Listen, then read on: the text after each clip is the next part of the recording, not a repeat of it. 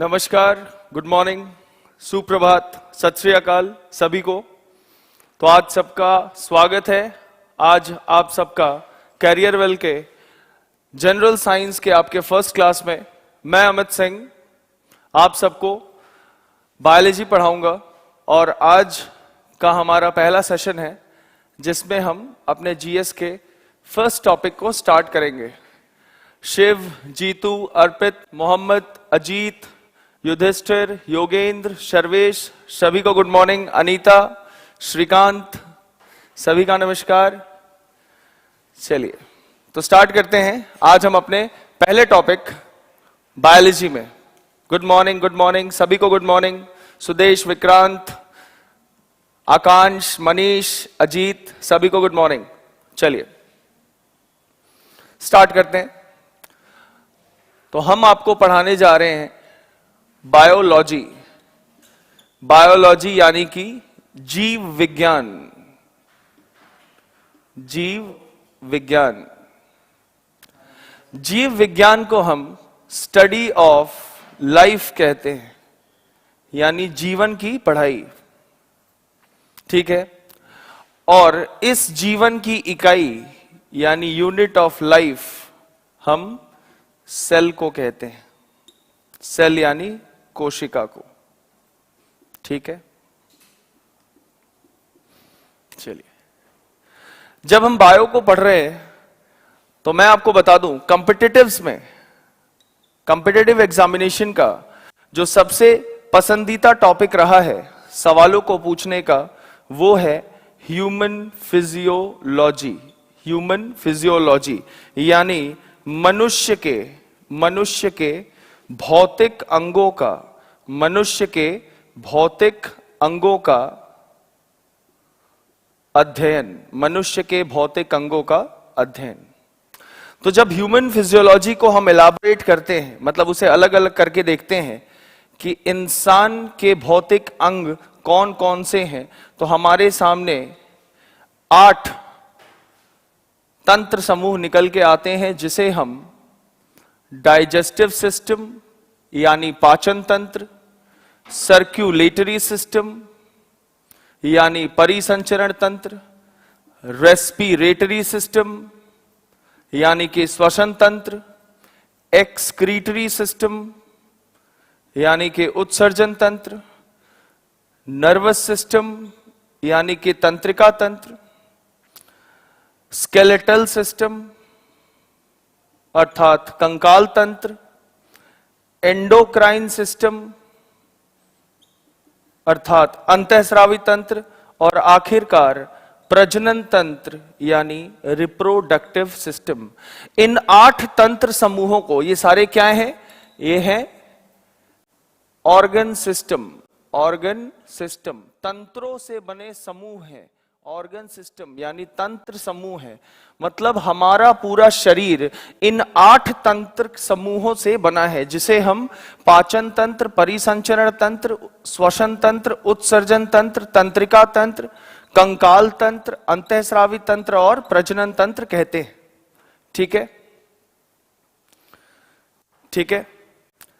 Digestive यानी पाचन, circulatory यानी परिसंचरण, रेस्पिरेटरी यानी श्वसन, एक्सक्रीटरी उत्सर्जन,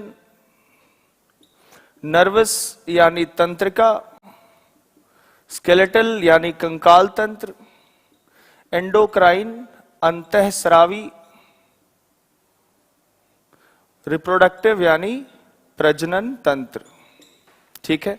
तो हमारा मनुष्य का शरीर इन 8 तंत्र समूहों से बना है, और ये 8 टॉपिक्स हमारे एसएससी के बहुत ही चहीते टॉपिक्स हैं, जिससे मैक्सिमम नंबर ऑफ सवाल पूछे जाते हैं।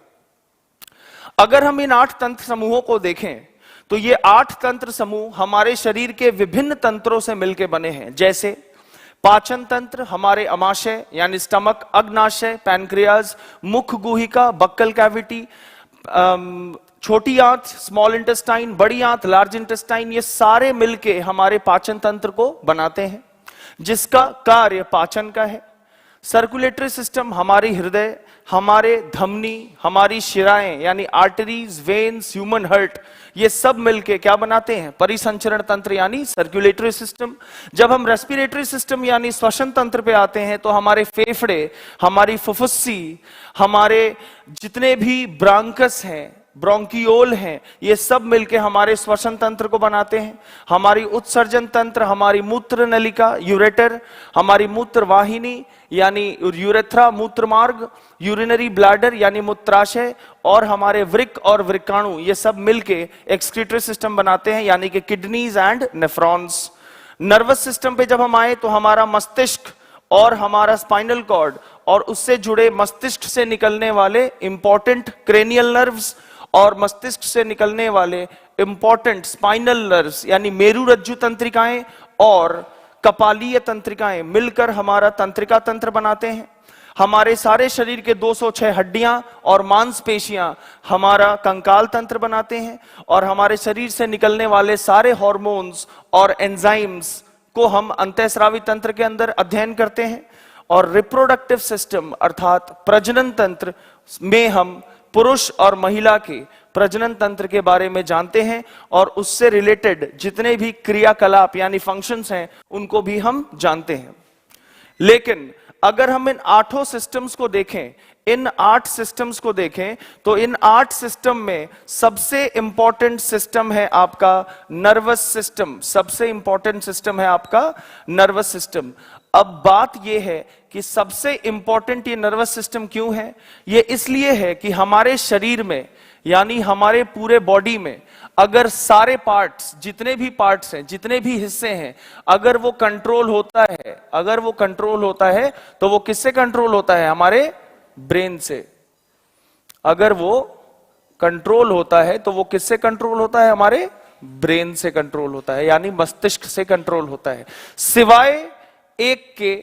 और वो एक बंदा कौन है? हार्ट। मतलब हमारे शरीर में चाहे कितने भी हिस्से हो, उन सबका कंट्रोल हमारे मस्तिष्क के पास है सिवाय हमारे हृदय के। क्लियर है? इसीलिए नर्वस सिस्टम यानी तंत्रिका तंत्र को हम अपना अभिन्न सिस्टम मानते हैं जो इन बाकी 8 सिस्टम्स को कंट्रोल करता है। तो आज के हम अपने पहले क्लास में, करियर विल ऐप के पहले क्लास में, बायोलॉजी सब्जेक्ट में जो हमारी पहली टॉपिक ऑफ डिस्कशन होगी वो होगी नर्वस सिस्टम यानी तंत्रिका तंत्र।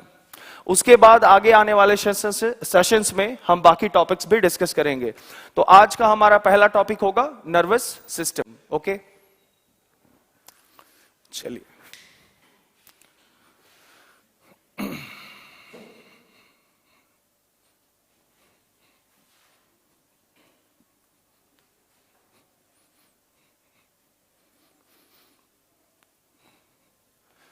बायोलॉजी यानी जीव विज्ञान साइंस का वो पार्ट है, विज्ञान का वो हिस्सा है जो आपको आपके अगल बगल में होने वाली गतिविधियों का एहसास कराता है। आप ये सोचो ना कि इस पृथ्वी पर आप अपने से छोटे और अपने से बड़े जितने भी जीव हैं सब पे राज कर रहे हैं। क्यों? इसकी वजह है कि आपके शरीर में वो 8 तंत्र समूह, जो 8 ऑर्गन सिस्टम्स हैं, वो सबसे ज्यादा एडवांस्ड है, सबसे ज्यादा एडवांस्ड है बाकी जीवों के सापेक्ष। With relation to other organisms, all those 8 systems are very much advanced in human body. ठीक है, तो हम स्टार्ट करते हैं आज के हम अपने पहले टॉपिक पे, जिसे हम कह रहे हैं नर्वस सिस्टम अर्थात तंत्रिका तंत्र। सबसे पहला सवाल जो निकल के आ सकता है कि नर्वस सिस्टम यानी तंत्रिका तंत्र करता क्या है, इसका कार्य क्या है, फंक्शन क्या है? तो सबसे पहला कार्य तो यह है तंत्रिका तंत्र का कि ये न्यूरल कंट्रोल करता है, न्यूरल कंट्रोल करता है और साथ ही साथ कोऑर्डिनेशन भी दिखाता है। अब न्यूरल कंट्रोल क्या होता है? न्यूरल कंट्रोल मतलब तंत्रिकाओं पर कंट्रोल, सारे नर्व्स पे वो कंट्रोल करता है। कौन करता है? हमारा ब्रेन करता है। ब्रेन यानी मस्तिष्क। तो हमारे नर्वस सिस्टम का इंपॉर्टेंट ऑर्गन कौन हुआ?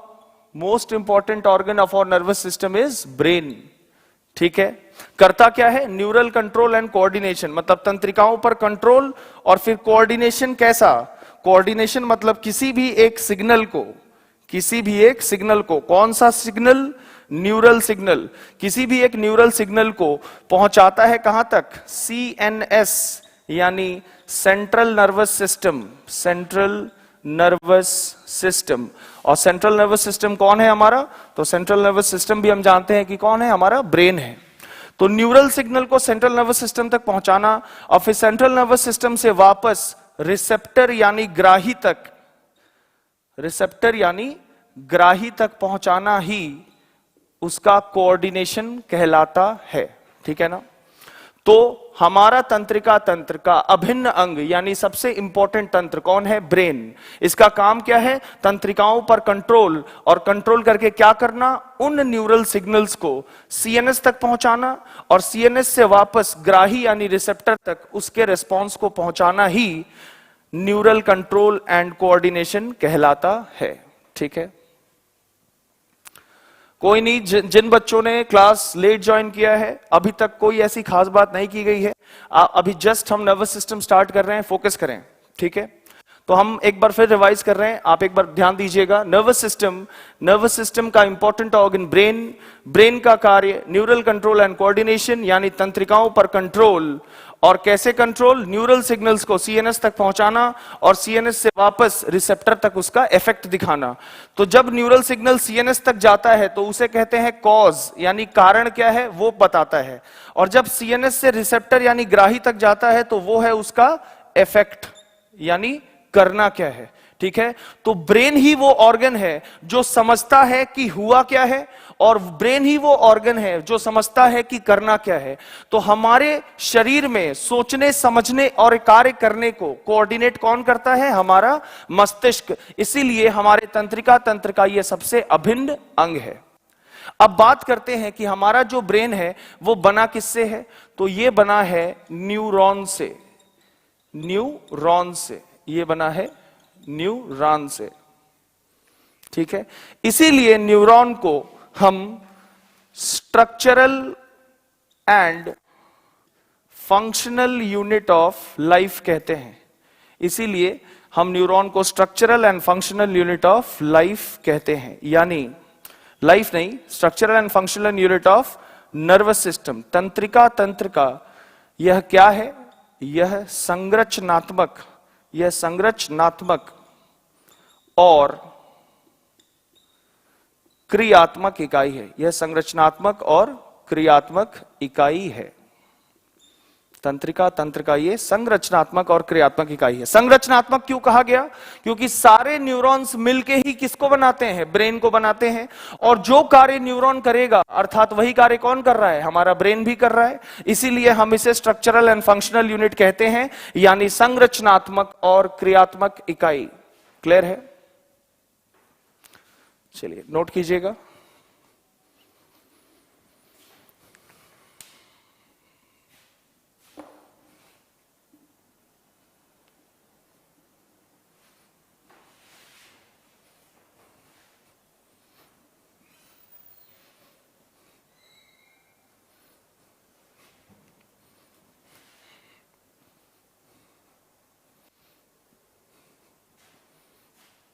चलिए,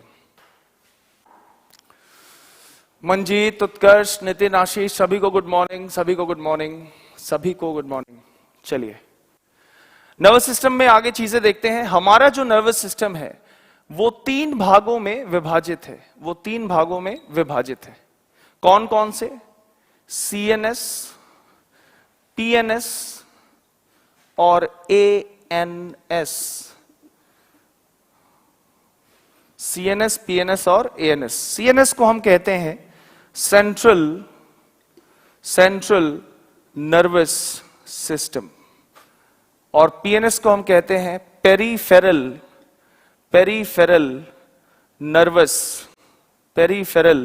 नर्वस सिस्टम। वही हम एएनएस को कहते हैं ऑटोनॉमिक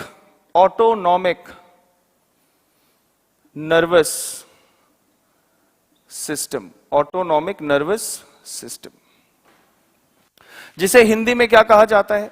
इसे कहते हैं हम केंद्रीय तंत्रिका तंत्र, इसे कहते हैं परिधीय तंत्रिका तंत्र, और इसे कहते हैं स्वायत्त, स्वायत्त मतलब जो खुद से हो जाए, स्वायत्त तंत्रिका तंत्र। ठीक है, तो हमारे तंत्रिका तंत्र कितने प्रकार के होते हैं? 3 प्रकार के होते हैं। कौन कौन से? केंद्रीय, परिधीय और स्वायत्त तंत्रिका तंत्र। अब हम जब केंद्रीय तंत्रिका तंत्र की ओर देख रहे हैं, तो केंद्रीय तंत्रिका तंत्र के 2 हिस्से हैं। कौन कौन से?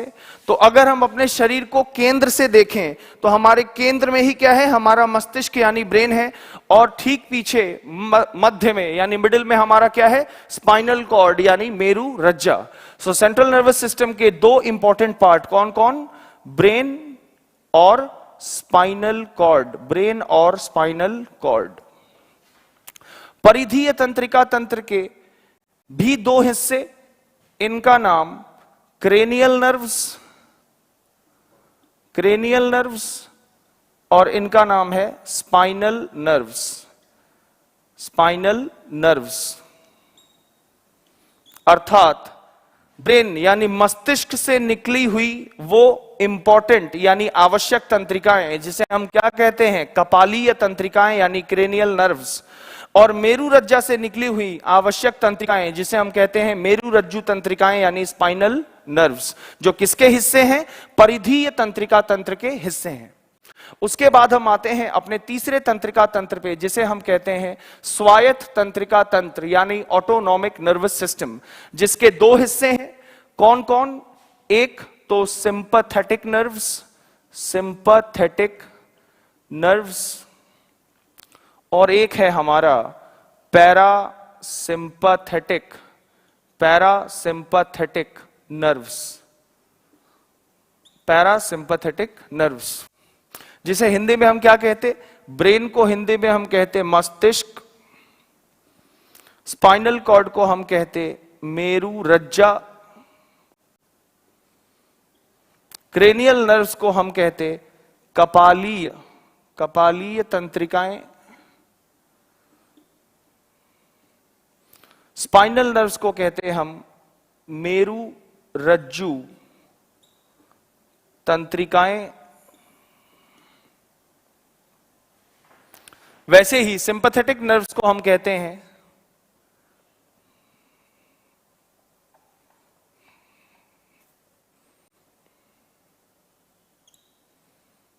अनुकंपी तंत्रिकाएं, अनुकंपी तंत्रिकाएं, और पैरासिम्पैथेटिक को हम कहते हैं परानुकंपी, परानुकंपी तंत्रिकाएं, परानुकंपी तंत्रिकाएं। तो हमारे जो तंत्रिका तंत्र हैं वो उसके कितने हिस्से? 3 हिस्से। कौन कौन? सीएनएस, पीएनएस और एएनएस। केंद्रीय तंत्रिका तंत्र, परिधीय तंत्रिका तंत्र और स्वायत्त तंत्रिका तंत्र। केंद्रीय तंत्रिका तंत्र के 2 हिस्से ब्रेन और स्पाइनल कॉर्ड। परिधीय तंत्रिका तंत्र के 2 हिस्से कौन कौन? कपालीय तंत्रिकाएं और मेरुरज्जु तंत्रिकाएं। और ऑटोनॉमिक नर्वस सिस्टम यानी स्वायत्त तंत्रिका तंत्र के इंपॉर्टेंट हिस्से सिंपैथेटिक नर्व्स और पैरासिम्पैथेटिक नर्व्स यानी अनुकंपी तंत्रिकाएं और परानुकंपी तंत्रिकाएं। क्लियर है? चलिए, अब ये तो अच्छी बात है कि हम नर्वस सिस्टम के इंपॉर्टेंट पार्ट्स को जान गए कि हमारे तंत्रिका तंत्र कितने हिस्से में बटे हुए हैं और वो कौन कौन है।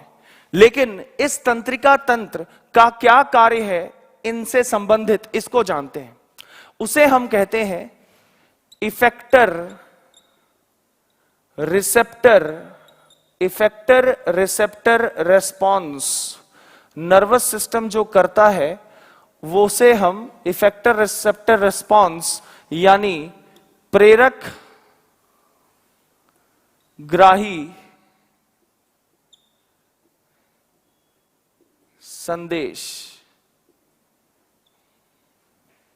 इफेक्टर रिसेप्टर रिस्पॉन्स, कैसे प्रेरक और ग्राही के बीच में संदेश का आवागमन होता है, इस चीज को हम देखते हैं। जो कर्ता कौन है? हमारा तंत्रिका तंत्र। आप लोगों ने ये नोट कर लिया तो मैं इसे मिटाता हूं, है ना। फिर हम इफेक्टर रिसेप्टर रिस्पॉन्स को समझते हैं। तो ये थी हमारी तंत्रिका तंत्र के इंपॉर्टेंट हिस्से। और अब इसके कार्य को हम समझेंगे किसी एक एग्जाम्पल से, जो नॉर्मली हमारे जीवन में आए दिन हमेशा होता है। याद रखें, जब हमने ये बात कही कि आपके शरीर के हर एक हिस्से को कौन कंट्रोल करता है? हमारे हिस्से को कौन कंट्रोल करता है? ये वाले।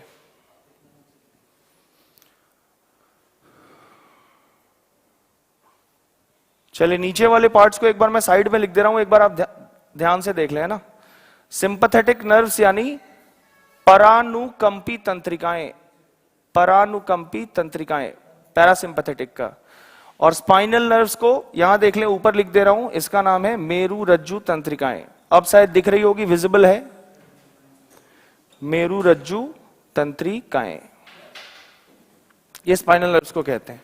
ठीक है, तो मैंने ये कहा कि नर्वस सिस्टम के इंपॉर्टेंट हिस्सों को मैंने यहां दिखा दिया। अब इसका जो कार्य है वो एक प्रैक्टिकल एग्जाम्पल से लेके समझते हैं। मैंने बात कही कि हमारे शरीर के हर एक हिस्से को कंट्रोल कौन करता है? हमारा ब्रेन। इसका मतलब हमारे शरीर के हर एक हिस्से द्वारा किया गया कोई भी कार्य कौन कंट्रोल कर रहा है? हमारा मस्तिष्क यानी ब्रेन।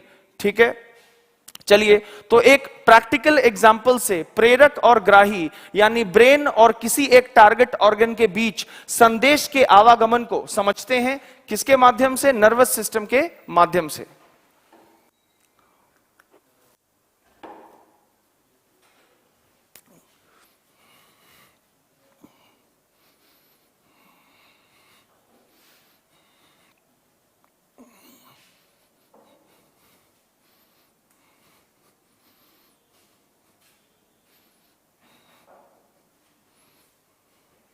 चलिए मान लिया जाए कि हमारा टारगेट ऑर्गन क्या है? हमारा पैर यानी लेग है। ठीक है, और पैर में क्या लगा? कांटा लगा। क्या लगा? कांटा लगा। इसे हम इंग्लिश में क्या कह सकते हैं? Thorn got pierced. तो हमने एक एक्टिविटी ले लिया, एक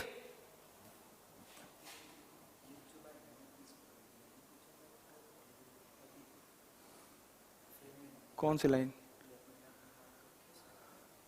साइड में, कौन सी? ये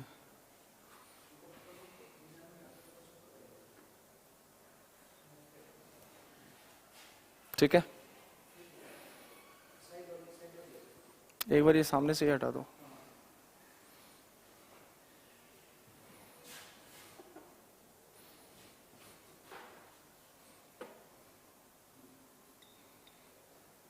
ठीक है, ठीक है, चलिए तो हम जो एग्जाम्पल ले रहे थे वो क्या ले रहे थे? कांटे के चुभने का। तो हमारे पैर में क्या लगा? कांटा लगा। चलिए ठीक है, तो हम जानते हैं कि हमारा मस्तिष्क और हमारा स्पाइनल कॉर्ड, हमारा मस्तिष्क ये क्या है? हमारा ब्रेन। और ये क्या है? हमारा स्पाइनल कॉर्ड यानी मेरुरज्जा। अब मस्तिष्क से निकलती हैं 12 इंपॉर्टेंट तंत्रिकाएं, जिसे हम कहते हैं क्रेनियल नर्व्स यानी कि कपालीय तंत्रिकाएं। जो मैंने बताया था किसका हिस्सा था? पेरिफेरल नर्वस सिस्टम यानी परिधीय तंत्रिकाएं। तो हमारे मस्तिष्क से वो परिधि की ओर बढ़ रही है, इसीलिए परिधीय तंत्रिका तंत्र के अंदर आती है। और स्पाइनल कॉर्ड से जो निकलती हैं वो निकलती हैं 31 जोड़े, 31 पेयर्स, 31 जोड़े तंत्रिकाएं, जिसे हम क्या कहते हैं? स्पाइनल नर्व्स यानी मेरु रज्जु तंत्रिकाएं। क्लियर है? इसीलिए क्रेनियल नर्व्स और स्पाइनल नर्व्स किसके अंदर आते हैं? परिधीय तंत्रिका तंत्र के अंदर। क्यों?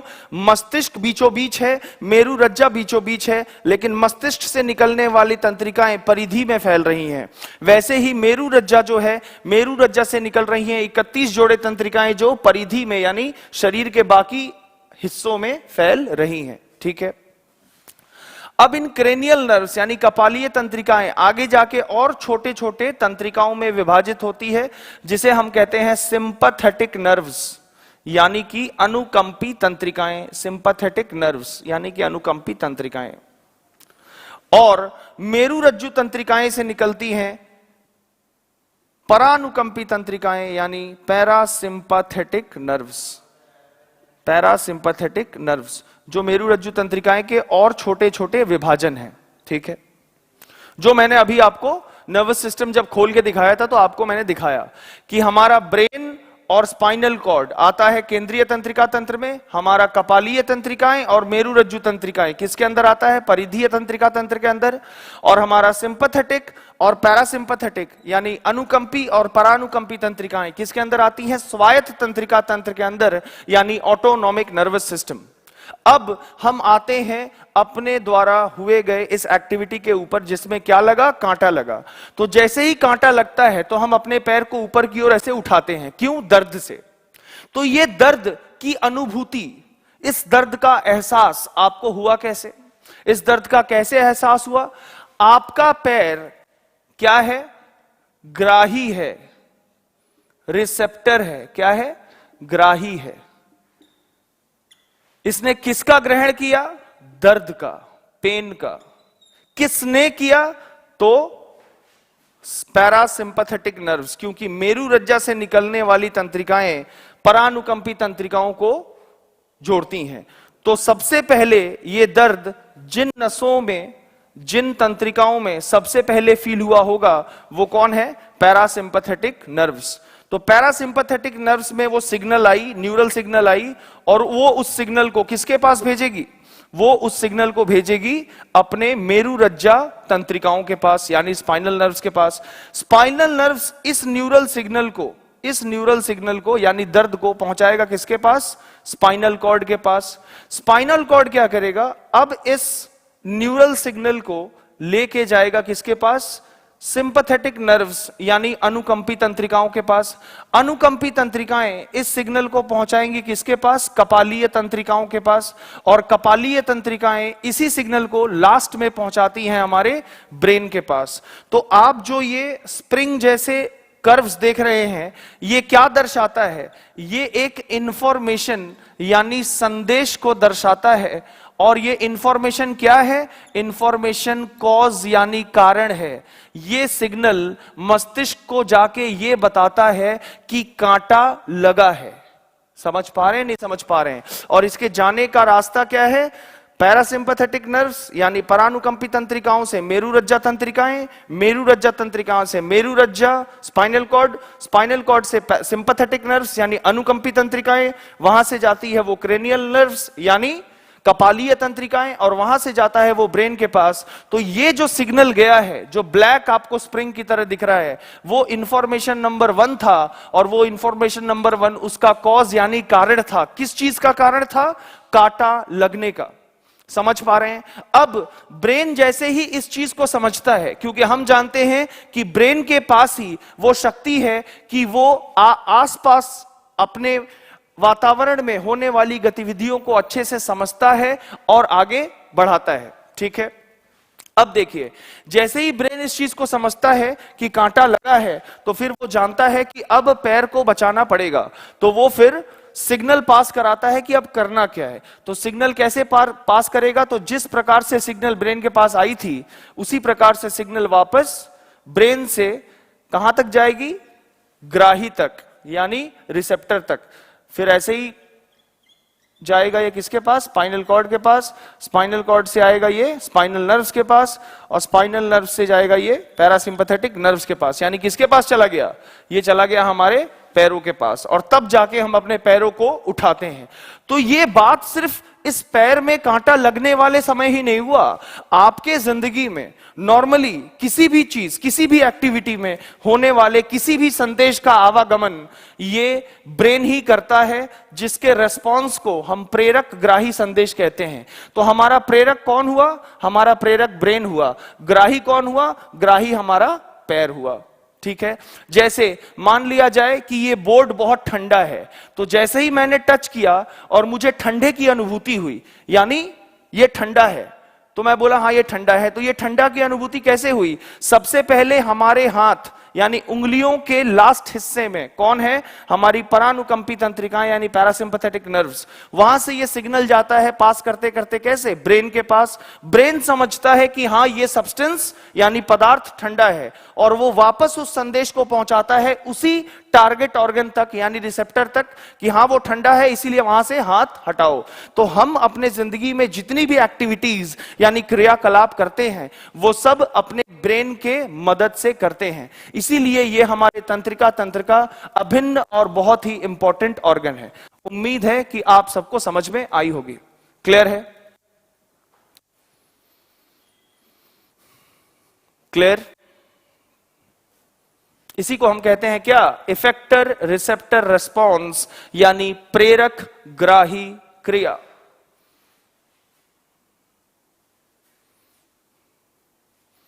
एग्जैक्टली इसमें सारे लेवल्स को क्लियर हो जाएगा। जिस लेवल पे मैं पढ़ा रहा हूं अभी, उस लेवल से आने वाली आपकी जितने भी कॉम्पिटिटिव एग्जामिनेशन हो, चाहे वो CPO, CHSL, RRB, NTPC, SSC के tier 1, tier 2, CAPF, CDS, NDA, कुछ भी कहीं भी आप इसको अप्लाई कर सकते हैं। हर जगह इंफॉर्मेशन वही है। याद रखें आप पढ़ रहे हैं general science and science is a study of facts. ये सिर्फ हकीकतों की अध्ययन है। इसमें आपको वही बताया जाता है जो हर जगह वही होगा। Study is same. ठीक है, चलिए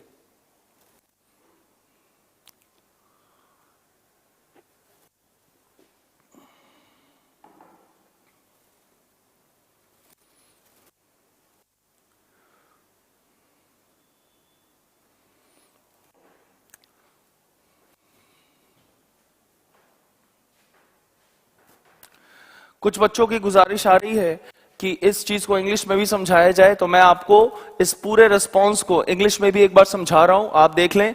और जो बाकी बच्चे ये पूछ रहे हैं कि सर इसकी पीडीएफ मिलेगी कि नहीं, तो आपको आपके कैरियर विल क्लासेस में जितने भी टीचर्स आपको पढ़ा रहे हैं इंक्लूडिंग मी, जो भी चीजें पढ़ा रहे हैं इन सब का पीडीएफ आपको अपलोड करवाया जाएगा धीरे धीरे। ठीक है, ओके। चलिए अब मैं इस पूरे न्यूरल इंपल्स यानी तंत्रिका के सिग्नल को एक बार इंग्लिश में समझाता हूं। So I was discussing nervous system यानी तंत्रिका तंत्र, and in this nervous system I was explaining the function of nervous system, and the main function of nervous system is effector receptor response. Okay, I said there are three types of nervous system. What are those? They are central nervous system, peripheral nervous system, and autonomic nervous system. Central nervous system comprises of brain and spinal cord. Peripheral nervous system comprises of cranial nerves and spinal nerves, and autonomic nervous system comprises of sympathetic nerves and parasympathetic nerves. So initially a neural signal is generated from the target organ. So let us assume that a thorn got pierced in our leg. So start from the beginning, a neural impulse will be stimulated from the target organ, which is leg, and then this neural signal will transmit from parasympathetic nerves to spinal nerves. Then this neural signal will move from spinal nerves to spinal cord. Then from spinal cord, the neural signal has been transferred to sympathetic nerves, back to cranial nerves, and finally it reaches brain. Brain is that organ which controls all the important body parts, so it recognizes and initiates a response as in what to do. So brain gives an effect. That is why brain is called effector. So a response is being sent again from brain to effector, a receptor, that is leg. So the blue rings shows the effect and the black rings shows the cause, and this cause and effect are two informations which are conducted between effector and receptor. This is effect. Blue ring is an effect, and it is also called information number 2. So there are two different informations which is being formed between receptor and effector. One information defines the cause and one information defines the effect, and this cause and effect is being conducted by nervous system. So मुझे उम्मीद है सारे बच्चों को हिंदी और English दोनों में ही इस प्रेरक और ग्राही के बीच संदेश के आवागमन का अच्छा अंदाजा मिला होगा. So आगे बढ़ते हैं हम. कि चलिए ठीक है, नर्वस सिस्टम क्या है समझ में आया, नर्वस सिस्टम कार्य कैसे करता है ये समझ में आया, लेकिन ये जो संदेश है, इंफॉर्मेशन है, ये बनता कहां है, where this information is formed, अब उसको देखते हैं।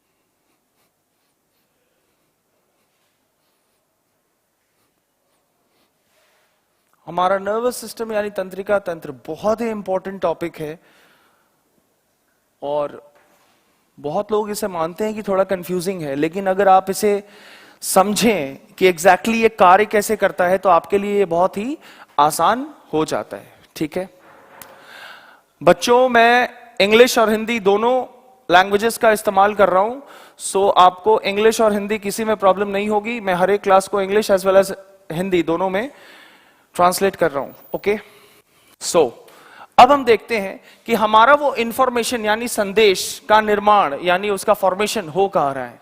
तो मैंने बताया था कि हमारा जो ब्रेन है,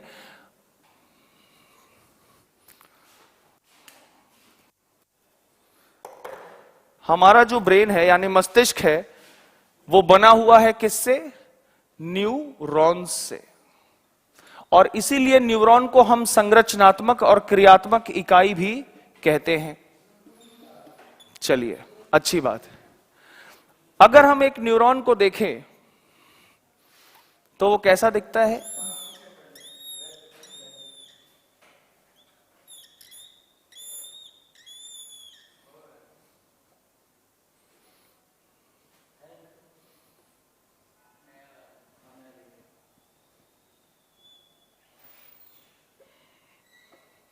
तो ये हमारा क्या है?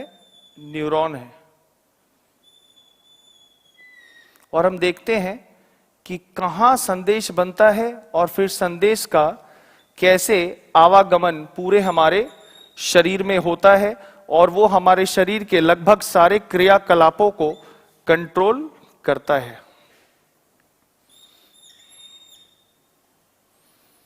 How it controls all the activities of our human body, इन सारी चीजों के बारे में हमें एक रफ आइडिया मिलेगा।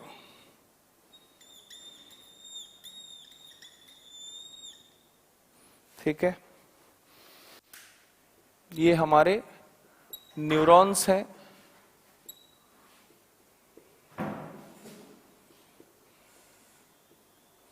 इस पूरे कक्ष को हम कहते हैं सेल बॉडी यानी कि कोशिका पिंड। क्या कहते हैं? कोशिका पिंड।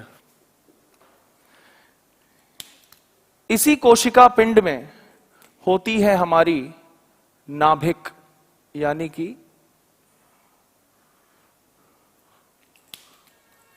कि हमारी न्यूक्लियस। न्यूक्लियस अर्थात नाभिक। ठीक है, और इस कोशिका पिंड में द्रव्य पाई जाती है और इस द्रव्य को हम क्या कहते हैं? इस द्रव्य को हम कहते हैं साइटोप्लाज्म। साइटोप्लाज्म, साइटोप्लाज्म यानी कि कोशिका द्रव्य। ठीक है, और ये कोशिका पिंड से आप देख रहे हैं कि एक नली जैसी निकल के जा रही है आगे। इस नली को हम कहते हैं एक्सॉन यानी कि अक्षतंतु। अक्षतंतु।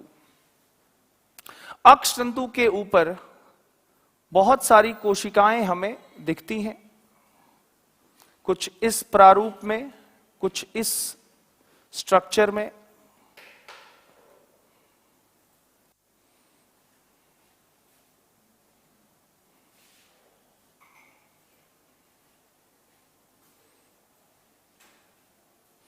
ये जानना बहुत ही जरूरी है कि हमारे शरीर में इतने सारे फंक्शंस हो रहे हैं और ये सारे फंक्शंस कैसे कोऑर्डिनेट हो रहे हैं और हमारे शरीर के हर एक क्रियाओं को कैसे कंट्रोल किया जा रहा है। तो इन सारे क्रियाओं को हम देखते हैं कि ये कैसे कंट्रोल किया जा रहा है, आखिर संदेश बन कैसे रही है, हमारा मस्तिष्क इन सारे संदेशों को कंट्रोल करके कैसे आगे बढ़ा रही है, इन सारी चीजों का हम विवरण देखते हैं। हमारे कोशिका पिंड यानी सेल बॉडी में कंकड़ जैसे, ग्रेन्यूल्स जैसे बहुत ही और छोटे छोटे पार्ट्स दिखते हैं। कंकड़ जैसे बहुत ही छोटे छोटे पार्ट्स दिखते हैं, पदार्थ दिखते हैं।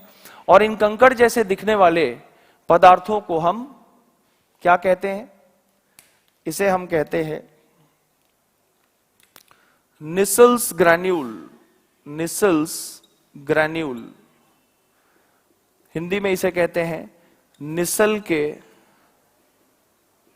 दाने, क्योंकि निसल एक वैज्ञानिक था जिन्होंने इस कंकड़ जैसे पदार्थों को कोशिका पिंड में सबसे पहले देखा था। फिर इस अक्ष तंतु के ऊपर, एक्सॉन के ऊपर ये जो सेल्स, स्पेशलाइज्ड सेल्स बने हुए हैं, उन सेल्स में इस स्पेशलाइज्ड सेल का नाम है स्क्वान सेल, यानी कि स्क्वान कोशिका।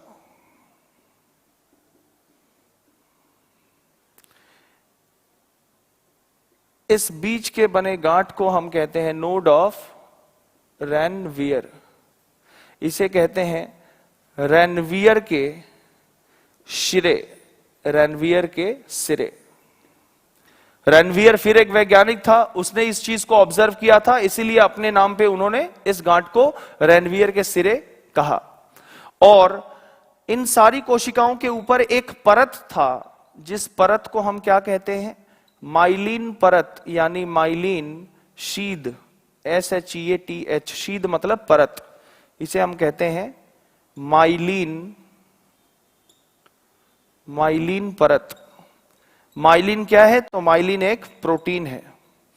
तो अक्ष तंतु के ऊपर प्रोटीन का एक परत है। और हम जानते हैं कि हमारे शरीर में प्रोटीन जो है वो बिल्डिंग मटेरियल्स होते हैं, मतलब हमारे बिल्डिंग मटेरियल्स यानी हमारे शरीर के हर एक हिस्से को कंट्रोल करती है, यानी पोटेंशियल यानी स्ट्रेंथ देती है। नोड ऑफ रैनवियर का पोजीशन यही है, ये सारे सेल्स के बीचों बीच नोड ऑफ रैनवियर होती है, ये स्क्वान सेल होती है और ऊपर के परत को हम माइलिन शीथ कहते हैं। अब एक बार इंफॉर्मेशन प्रोसेस हो जाए तो इंफॉर्मेशन प्रोसेस बनती कहां है? हमारे कोशिका पिंड में। हमारी कोई भी इंफॉर्मेशन यानी संदेश कहां बनती है? हमारे कोशिका पिंड में। कोशिका पिंड में इस इंफॉर्मेशन के बनने के पश्चात ये इंफॉर्मेशन यानी संदेश किससे होकर गुजरती है? एक्सॉन यानी अक्ष तंतु से होकर गुजरती है। और कहां पहुंचती है? पहुंचती है हमारे साइनैप्स यानी जंक्शन पे। इसे हम क्या कहते हैं? साइनैप्स यानी कि junction.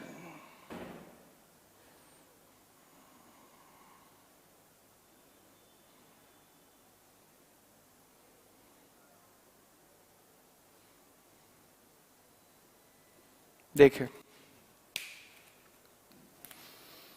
It is very exciting to study human brain.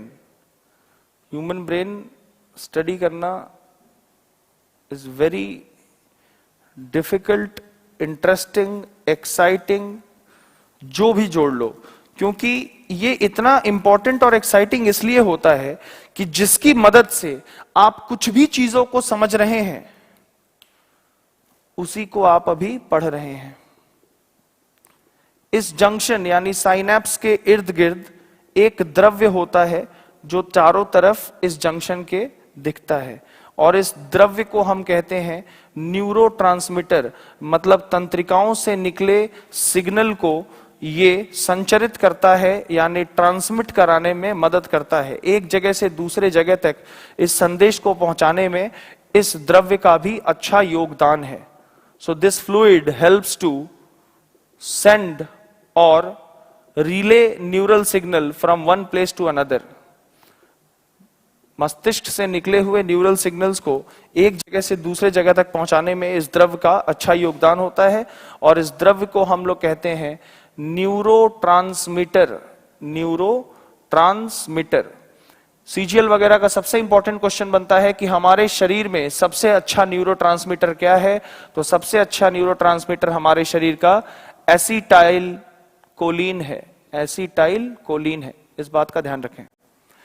इस जंक्शन को, जहां पे ये इंफॉर्मेशन आके जहां से पूरे शरीर में हर जगह जा रही है, इस जंक्शन को हम लोग कहते हैं साइनैप्स, SYNAPSE, साइनैप्स अर्थात जंक्शन। ठीक है, अब समझिएगा, it is very important for you all to understand now कि इंफॉर्मेशन यानी कोई भी संदेश, चाहे वो दर्द का हो, हंसी का हो, मजाक का हो, प्यार का हो, नफरत का हो, खेलने का हो, कूदने का हो, तैरने का हो, देखने का हो, उठने का हो, बैठने का हो, चलने का हो, हंसने का हो, रोने का हो, गाने का हो, कोई भी एक्टिविटी हो, चाहे वो कोई भी एक्टिविटी हो, उस सब एक्टिविटी के लिए एक इंफॉर्मेशन पहले बनता होगा। वो इंफॉर्मेशन कहां बनता है? हमारे न्यूरॉन में बनता है। हमारे किस में बनता है? हमारे न्यूरॉन में बनता है। ठीक है, हमारा न्यूरॉन किससे बना है? तो हमारा न्यूरॉन इन सारे लोगों से बना है, जिसका नाम क्या है? Nucleus, cell body, cytoplasm, axon, Schwann cell, node of Ranvier, Nissl granule, myelin sheath, synapse, जिसमें इस पूरे अक्ष को हम कोशिका पिंड कहते हैं। इस कोशिका पिंड में, सेल बॉडी में एक न्यूक्लियस है, जहां सबसे पहले इंफॉर्मेशन बनता है। इंफॉर्मेशन बनने के बाद वो कहां बना? सेल बॉडी में।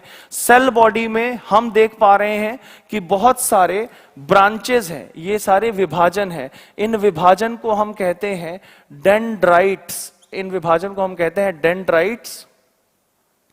हिंदी में भी इसे डेंड्राइट्स ही कहते हैं, कहीं कहीं वृक्षाभ भी कहते हैं इसे। हिंदी में कहीं कहीं किताबों में वृक्षाभ भी कहा गया है, लेकिन ज्यादातर किताबों में आप डेंड्राइट को डेंड्राइट ही देखेंगे या फिर कहीं कहीं वृक्षाभ भी देखेंगे। तो हमारे कोशिका पिंड के ये क्या है? ब्रांचेस हैं, यानी विभाजन है, जिसे हम कहते हैं डेंड्राइट। इंफॉर्मेशन बनती कहां है? सेल बॉडी के न्यूक्लियस में। उसके बाद जैसे ही इंफॉर्मेशन एक जगह एकत्रित होती है, तो वो कहां एकत्रित होती है? हमारे एक्सॉन यानी अक्षतंतु में। उसके बाद ये इंफॉर्मेशन आगे बढ़ती है जब अक्षतंतु से, तो हमारी स्क्वान कोशिका, रैनवियर के सिरे और हमारा माइलिन का परत इस इंफॉर्मेशन को अच्छे से सेल बॉडी से दूसरे बॉडी ऑर्गन तक पहुंचाने में मदद करती है।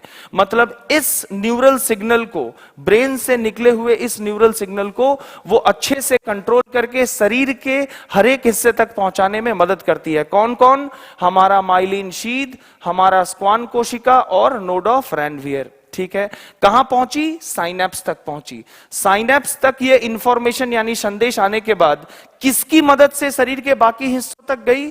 तो न्यूरोट्रांसमीटर, जो कि कौन है? हमारे शरीर में सबसे अच्छा न्यूरोट्रांसमीटर एसिटाइल कोलिन। इस एसिटाइल कोलिन की मदद से वो न्यूरल सिग्नल यानी कि वो संदेश हमारे शरीर के हर हिस्से में जाता है। वो संदेश क्या हो सकता है? मैंने बताया, वो संदेश कुछ भी हो सकता है।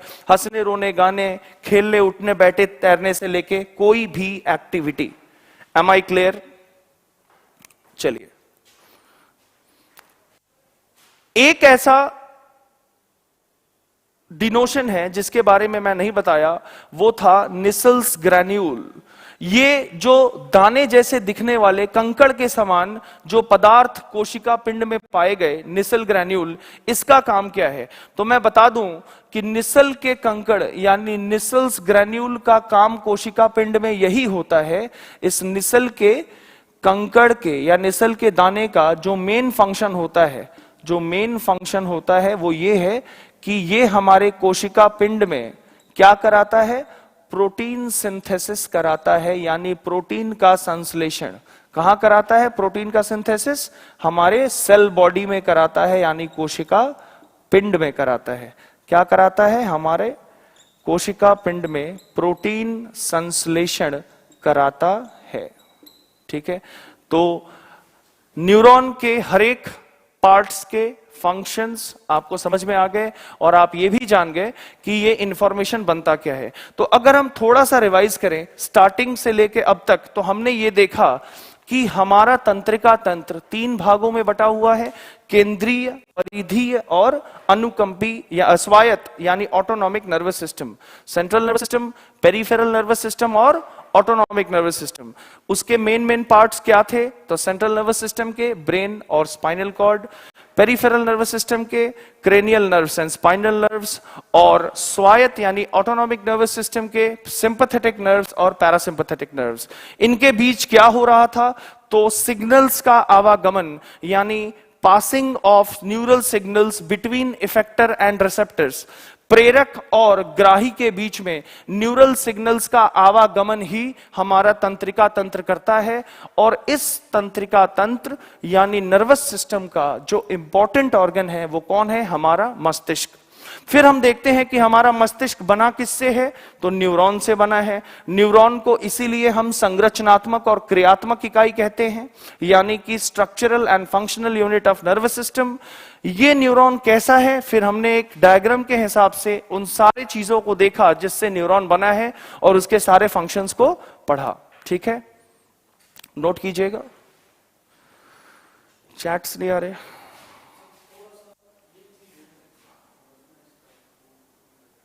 ऊपर का कोई दिक्कत नहीं है, कुछ लिखा हुआ नहीं कट रहा है ना, एक बार आप देख लो।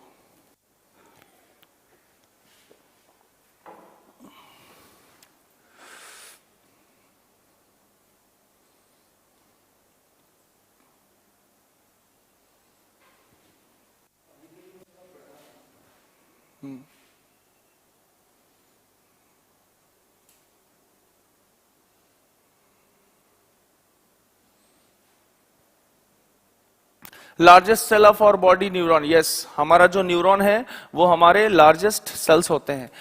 न्यूरॉन्स नहीं, हमारे जो नर्व सेल होते हैं, जो हमारी नर्व सेल होते हैं, ये हमारे शरीर के सबसे लॉन्गेस्ट सेल होते हैं। सबसे लंबे सेल हमारे नर्व सेल होते हैं। ठीक है, क्लियर है?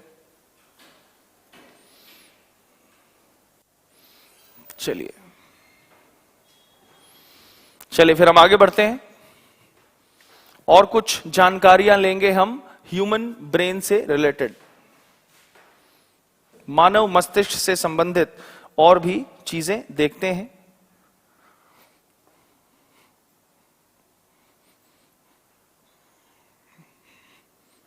Four to 5 micrometre in length होता है गुरविंदर।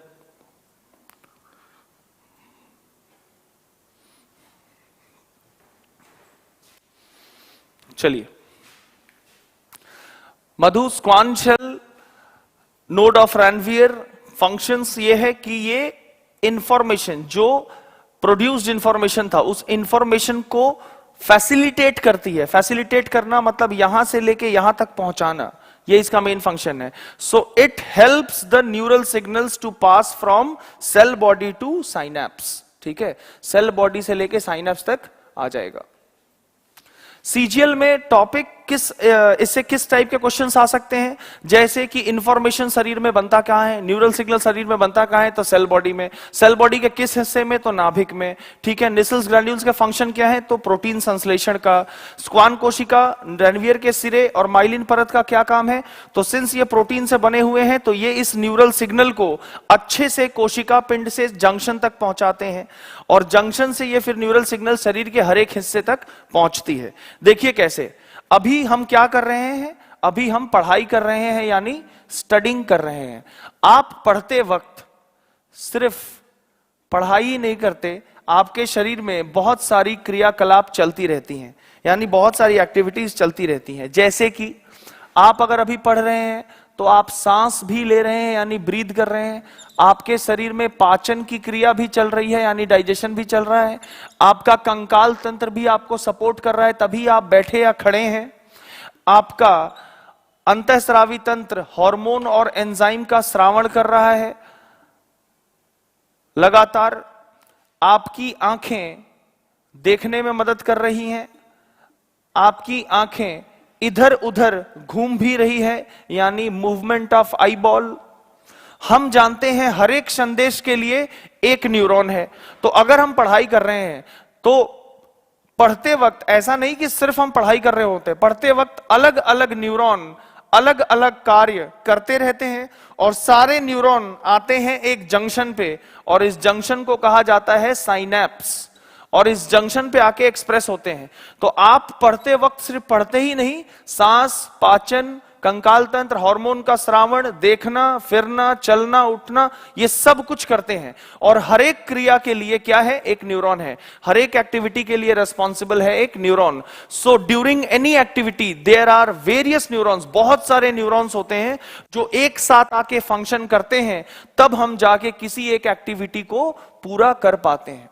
ठीक है, जैसे आप क्रिकेट खेल रहे हो, तो क्रिकेट खेलते वक्त आपके मसल्स और हड्डियां भी काम करती हैं, हार्मोन, एंजाइम भी काम करती है, आपका दिमाग भी काम करता है, बाकी सारी चीजें काम करती हैं, और तब जाके आप कहते हो कि मैं क्रिकेट खेल रहा हूं। तो किसी भी एक्टिविटी में बहुत सारे न्यूरॉन्स एक साथ मिलके उस एक्टिविटी को पूरा करते हैं। तो सीजीएल में या किसी भी एग्जामिनेशन में सवाल किसी भी पॉइंट से पूछ सकता है, जैसे न्यूरोट्रांसमीटर क्या है, न्यूरोट्रांसमीटर हमारे शरीर में कौन सा सबसे बढ़िया है, साइनेप्स क्या है, तो साइनेप्स एक ऐसा जंक्शन है जहां सारे न्यूरॉन्स के फंक्शंस एक जगह आके क्या होते हैं? एक्यूमुलेट होते हैं, यानी एकत्रित होते हैं। उमेश, आपका नाम भी ले लिया। चलिए, Aditya, synapse collapses when Thanos snaps.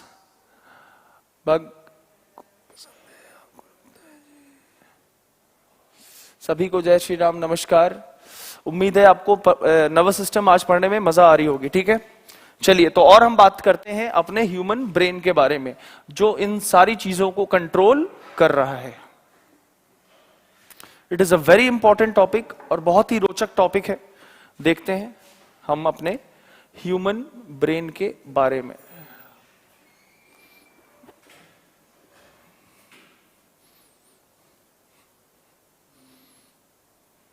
Human brain के बारे में तो ये तो हम जान चुके हैं कि मानव मस्तिष्क बना है किससे? मानव मस्तिष्क बना है न्यूरॉन से। ठीक है, किससे बना है? न्यूरॉन से। मानव मस्तिष्क का वजन अगर वेट देखा जाए तो एक एवरेज पर्सन, एक औसत इंसान जिसका वजन 70 किलोग्राम है, उसके मस्तिष्क का वजन कितना होगा? 1280 ग्राम, 1280 ग्राम से लेके 1450 ग्राम इसके बीच होता है। ठीक है, जो ये डेटा दिया जाता है वो एक एवरेज पर्सन जिसकी वजन 70 किलोग्राम है उसके हिसाब से दिया जाता है। चलिए, ह्यूमन ब्रेन के बारे में और हम जानते हैं।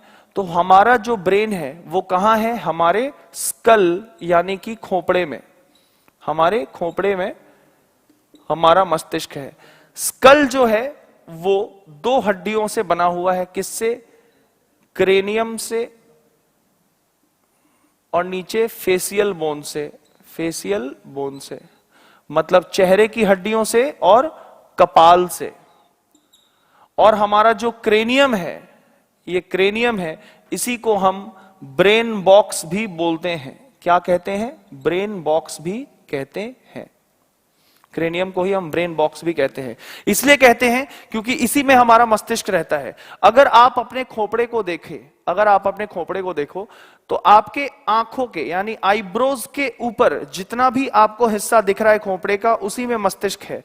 और आईब्रोज के नीचे जितनी भी आपको खोपड़े का हिस्सा दिख रहा है उसमें सिर्फ आपके चेहरे की हड्डियां हैं। आप अगर देखोगे तो आपका क्रेनियम जो बना है वो किससे बना है? क्रेनियल बोन से यानी कपालीय अस्थियों से। और क्रेनियल बोन्स यानी कपालीय अस्थियां कितनी होती हैं? आपसे अगर यह सवाल पूछ दे कि क्रेनियल बोन्स कितनी होती हैं, तो क्रेनियल बोन होती हैं 8 और फेशियल यानी चेहरे की हड्डी होती हैं 14। तो जिसमें ब्रेन हमारा है उसे हम कहते हैं क्रेनियम, और वो कितने हड्डियों से बना है? 8 हड्डियों से बना है। नोट कीजिएगा।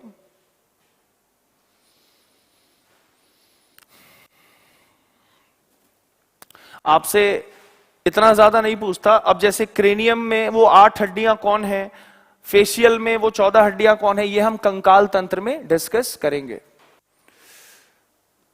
चलिए, बहुत अच्छा समझ आ रहा है, ये बहुत अच्छी बात है। बहुत अच्छे से समझने के लिए, आपको इंस्पेक्टर बनने के लिए ही हम यहां मेहनत कर रहे हैं। आपको भी अपना पूरा 100% देना है। याद रखिएगा, टीचर बस आपको मार्गदर्शन यानी आपको करेक्ट पाथ दिखा सकता है।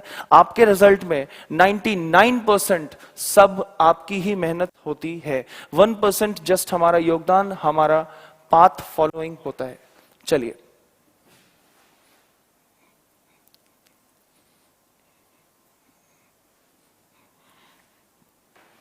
आगे बढ़ते हैं। तो हमारा जो ह्यूमन ब्रेन है, हमारा जो मानव मस्तिष्क है, उसे देखा गया है कि वो बना है किससे? मेनिंजेस से, MENINGES। हमारे ब्रेन को मेनिंजेस भी कहा गया है, मेनिंजेस भी कहा गया है। इसीलिए कभी कभार इस मस्तिष्क में संक्रमण यानी इन्फेक्शन हो जाए या किसी तरह का ट्यूमर हो जाए, संक्रमण या किसी तरह का ट्यूमर हो जाए, तो इस मेनिंजेस में यानी मस्तिष्क में क्या आ जाता है? इन्फ्लामेशन आ जाता है। इन्फ्लामेशन अर्थात सूजन। और जब आपके मस्तिष्क के मेनिंजेस, मस्तिष्क यानी मेनिंजेस ही, जब आपके मस्तिष्क में इन्फेक्शन यानी संक्रमण या ट्यूमर हो जाए, या ट्यूमर यानी मांस का थूथड़ा, मांस का थूथड़ा, जिसे हम अंग्रेजी में लंप ऑफ मास कहते हैं, ऐसा कुछ हो जाए, तब हम कहते हैं कि आपके ब्रेन में सूजन आ गया है, यानी आपके मेनिंजेस में सूजन आ गया है। और तब उस बीमारी को हम लोग कहते हैं मेनिंगाइटिस। मेनिंगाइटिस जो एक बहुत ही खतरनाक बीमारी है, इसमें मौत भी हो सकती है और किसी सिचुएशन में बचाया भी जा सकता है। ठीक है, तो मानव मस्तिष्क से रिलेटेड जो बीमारी है उसका नाम है मेनिंगाइटिस। और भी चीजें देखेंगे आगे।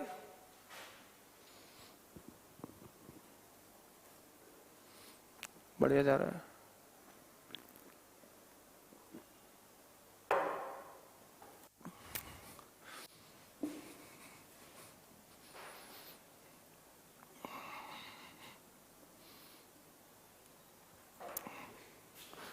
चलिए आगे बढ़ते हैं।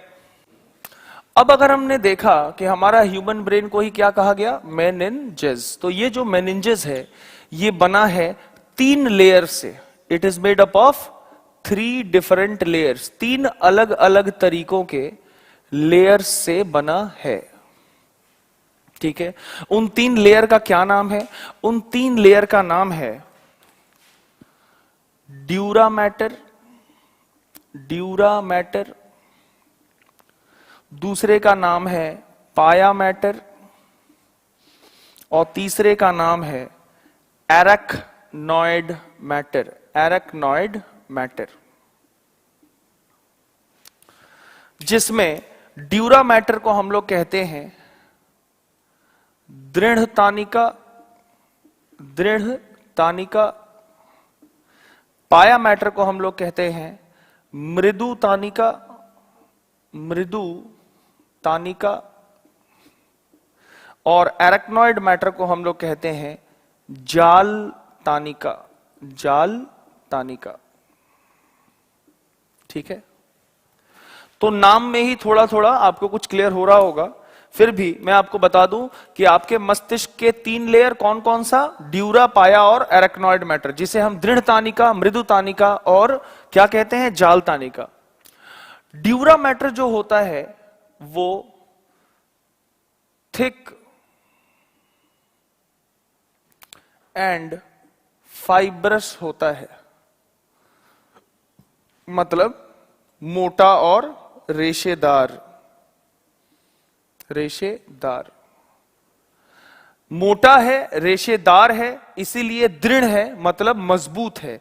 और ये हमारे मस्तिष्क का बाहरी सतह बनाता है। इसीलिए ड्यूरा मैटर को, इसीलिए ड्यूरा मैटर यानी दृढ़ तानिका को हार्ड मदर भी कहा जाता है। हार्ड मदर भी कहा जाता है, ध्यान रखिएगा इस बात को।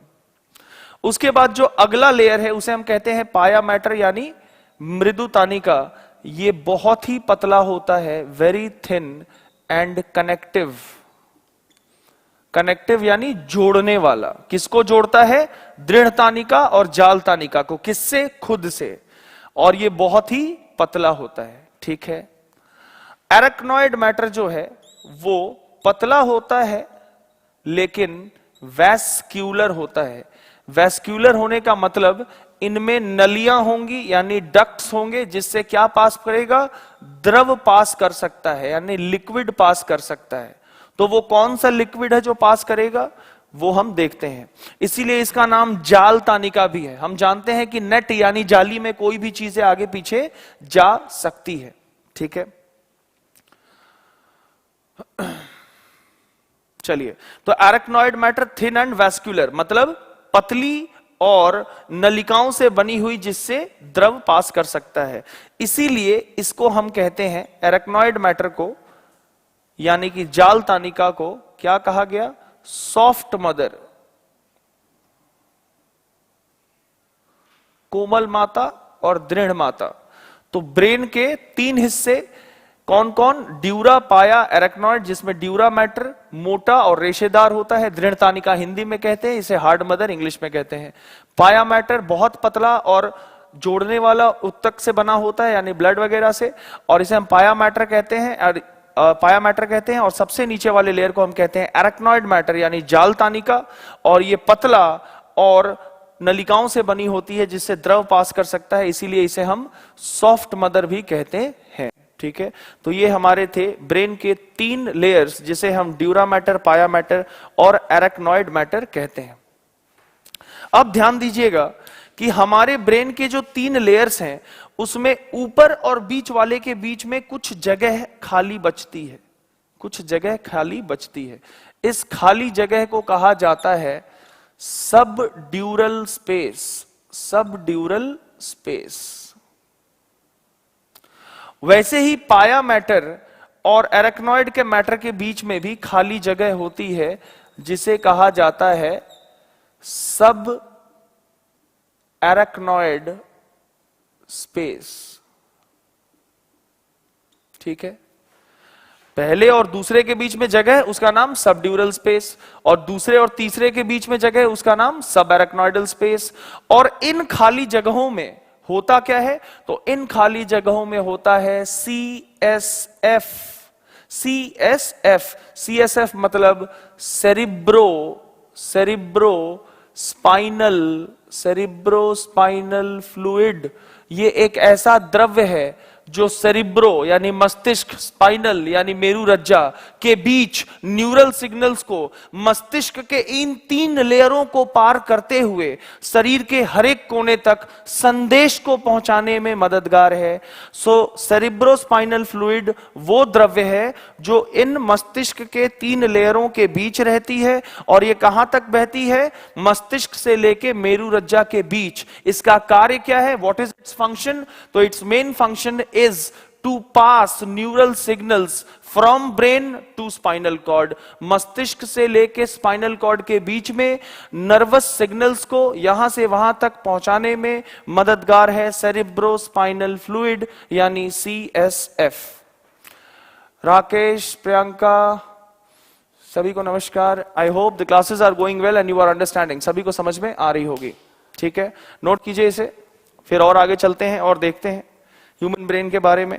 फिर हम ह्यूमन ब्रेन को खोल के देखेंगे और उसके इंपॉर्टेंट पार्ट्स और उसके फंक्शंस को हम समझेंगे।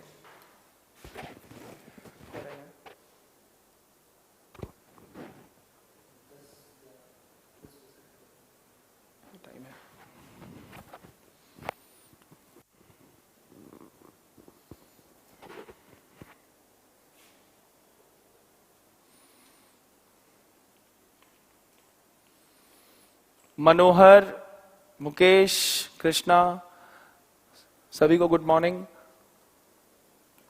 और आप देख सकते हैं कि मैं सिर्फ इंग्लिश का ही नहीं, हिंदी भाषा का भी उपयोग कर रहा हूं। तो मुझे नहीं लगता कि किसी भी स्टूडेंट को किसी भी लैंग्वेज में कोई दिक्कत हो रही होगी। ठीक है, तो बढ़ते हैं आगे बिना टाइम वेस्ट किए।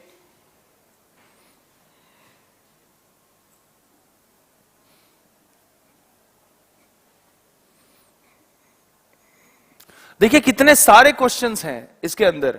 आप अगर इस तरीके से किसी भी टॉपिक को पढ़ लेते हो ना, तो आपको अलग से रटने की जरूरत नहीं पड़ती।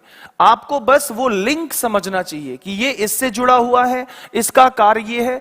बायोलॉजी में, जीव विज्ञान में तीन चीजों का ध्यान आपको बेहद रखना है, और वो तीन चीजें होती हैं वो तीन चीजें होती हैं, स्ट्रक्चर, लोकेशन और फंक्शन, कि वो दिखता कैसा है, वो है कहां और उसका कार्य क्या है। ठीक है, चलिए।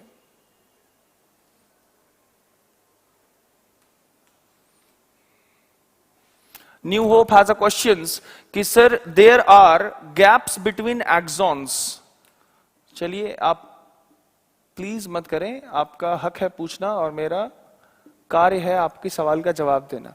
एक्सॉन्स के बीच में जो गैप्स होती हैं, एक्सॉन्स के बीच में जो गैप्स होती हैं, वो गैप हमारे रेस्टिंग पोटेंशियल को डिफाइन करता है। रेस्टिंग पोटेंशियल को, खैर सीजीएल इतने अंदर तक नहीं जाता, फिर भी आप पूछ रहे तो मैं आपको बता दूं।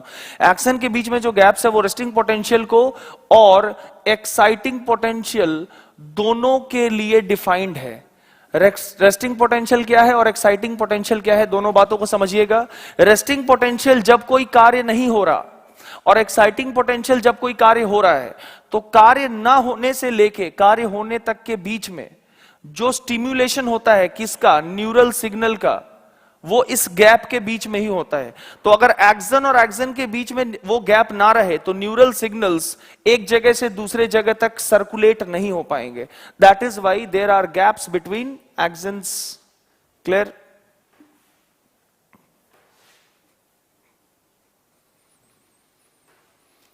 चलिए आगे बढ़ते हैं। ह्यूमन ब्रेन से और जानकारियां जो है संबंधित उन्हें लेते हैं। हमारा ह्यूमन ब्रेन को 3 भागों में ऐसे विभाजित किया जाता है जिसे हम फोर ब्रेन, मिड ब्रेन और हाइंड ब्रेन भी कहते हैं। फोर ब्रेन, मिड ब्रेन और हाइंड ब्रेन। फोर ब्रेन मतलब अग्र मस्तिष्क, मिड ब्रेन यानी मध्य मस्तिष्क और हाइंड ब्रेन यानी पश्च मस्तिष्क। अग्र मस्तिष्क को अंग्रेजी में कहा जाता है प्रोएंसीफलोन। प्रोएंसीफलोन। मध्य मस्तिष्क को अंग्रेजी में मेसेंसीफलोन कहा जाता है। मेसेंसीफलोन कहा जाता है। ध्यान दीजिएगा क्योंकि इन क्वेश्चंस को भी डायरेक्टली पूछ देता है कि मिड ब्रेन का दूसरा नाम क्या है और पश्चिम मस्तिष्क का दूसरा नाम है रोम्बो एनसीफलोन। रोम्बो एनसीफलोन। ठीक है, नोट करें। फिर आपसे यह पूछ सकता है कि फोर ब्रेन यानी अग्र मस्तिष्क में क्या क्या है। फोर्स यानी फोर ब्रेन, मिड ब्रेन और हाइंड ब्रेन किन किन लोगों से मिलकर बना है, तो हम देखते हैं। हमारा फोर ब्रेन बना है सेरिब्रल कॉर्टेक्स। सेरिब्रल कॉर्टेक्स मतलब मस्तिष्क, सेरिब्रम से। उसके बाद thalamus hypothalamus, thalamus hypothalamus.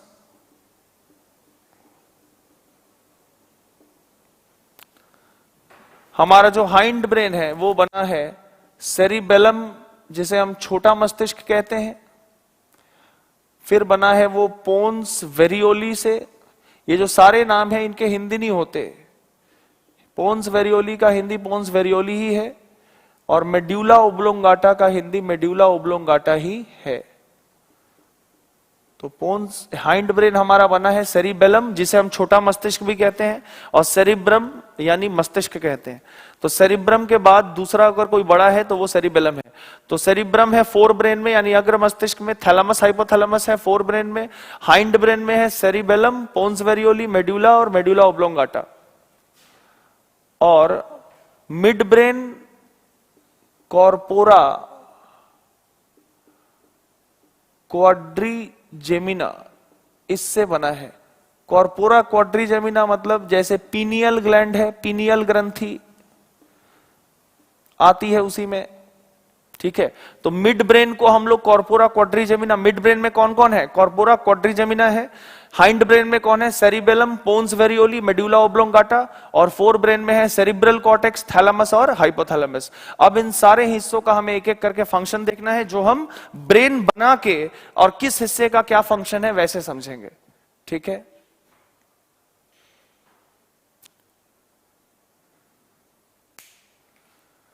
Blue marker दिख नहीं रहा है क्या?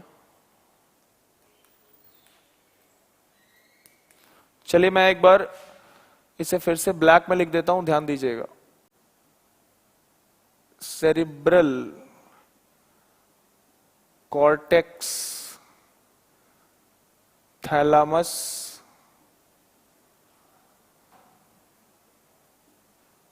हाइपोथैलामस,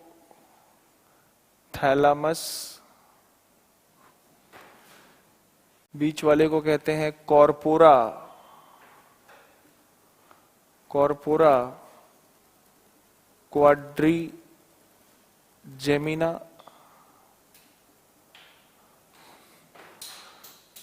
इसे कहते हैं सेरिबेलम,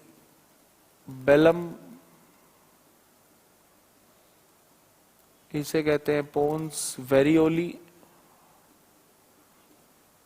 और ये है पोन्स वेरियोली, और ये है मेड्यूला ओब्लोंगाटा। सही है, ठीक है। Now it's clear I guess.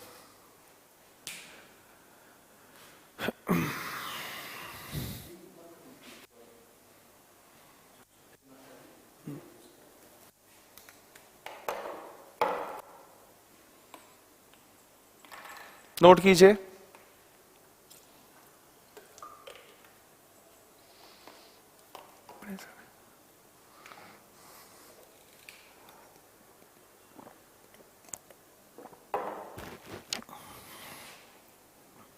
चलिए आगे देखते हैं और चीजों को।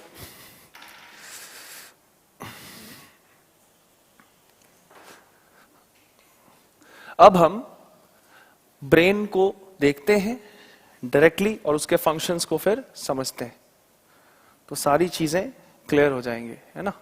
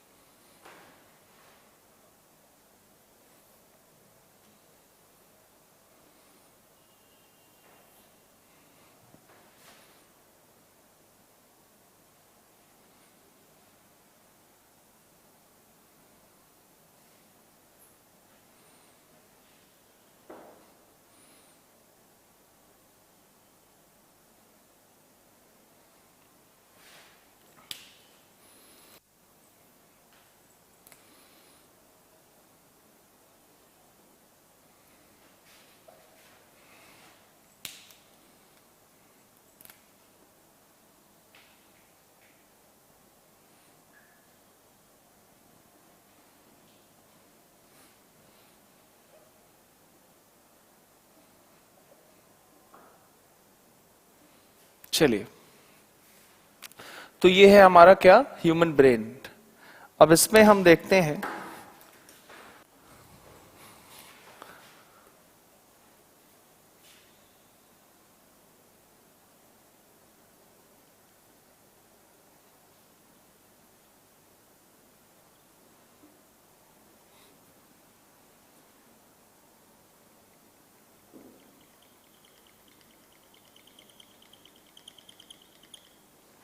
ये आप ब्रेन को इस एंगल से देख रहे हैं, इस एंगल से, साइड व्यू से, ठीक है ना।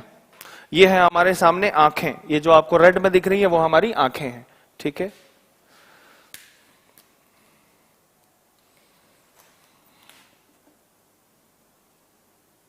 ये हमारा पोन्स वेरियोली है, ये हमारा कौन है? पोन्स वेरियोली।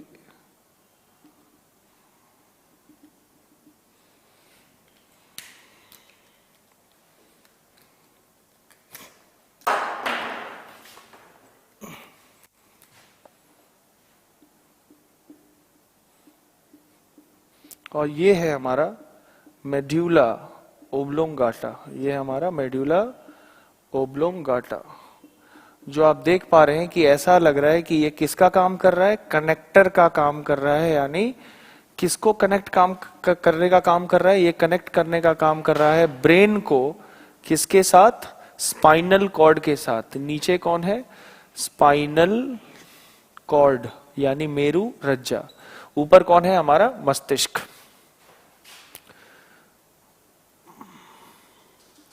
और ये है हमारे ब्रेन के अंदर बहुत सारे ब्रांचिंग्स यानी विभाजन। ये ब्रांचिंग क्या होते हैं, इन ब्रांचिंग से हम क्या समझते हैं, ये सारी बातें आपको कुछ ही मिनटों में समझ में आ जाएगी। ठीक है,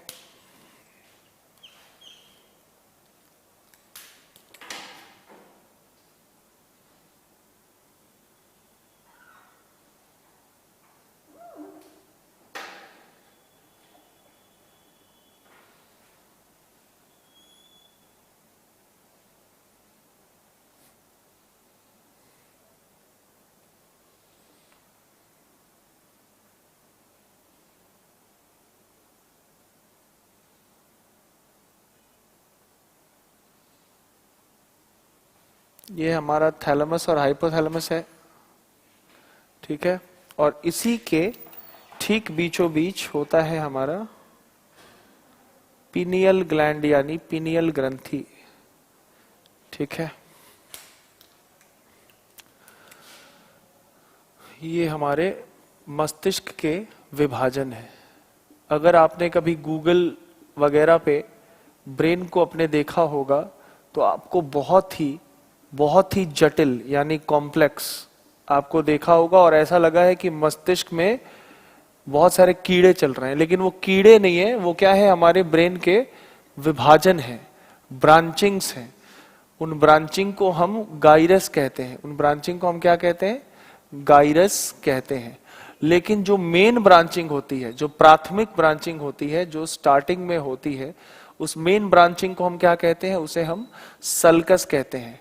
उसका क्या तात्पर्य है, उसे हम क्या समझते हैं, इन सारी बातों को मैं अभी कुछ ही मिनटों में एक्सप्लेन करा दूंगा, और ये एकदम शीशे की तरह आपके सामने क्लियर होगी कि आपके इर्द गिर्द या आपसे होने वाली जितनी भी गतिविधियां हैं उसका कारक न्यूरॉन था, और वो न्यूरॉन ही सारे मिलकर हमारे मस्तिष्क को बनाते हैं, जिसकी वजह से हम अपने जीवन में होने वाले सारे एक्टिविटीज को अंजाम दे पाते हैं। So this is how our brain works, ये वही तरीका है जिससे हमारा ब्रेन काम करता है। तो ये मानव मस्तिष्क है, ये ऐसा नहीं कि एकदम चिकना दिखता है, ये थोड़ा सा खुरदुरा होता है अपने ब्रांचिंग की वजह से। तो इसे हम थोड़ा सा खुरदुरा कर लेते हैं, ठीक है, ताकि एक पूरा फील मिले और आप समझ पाए एग्जैक्टली इसके सारे फंक्शंस को। तो ये है हमारे मानव मस्तिष्क, ये हमारा क्या है, मानव मस्तिष्क है।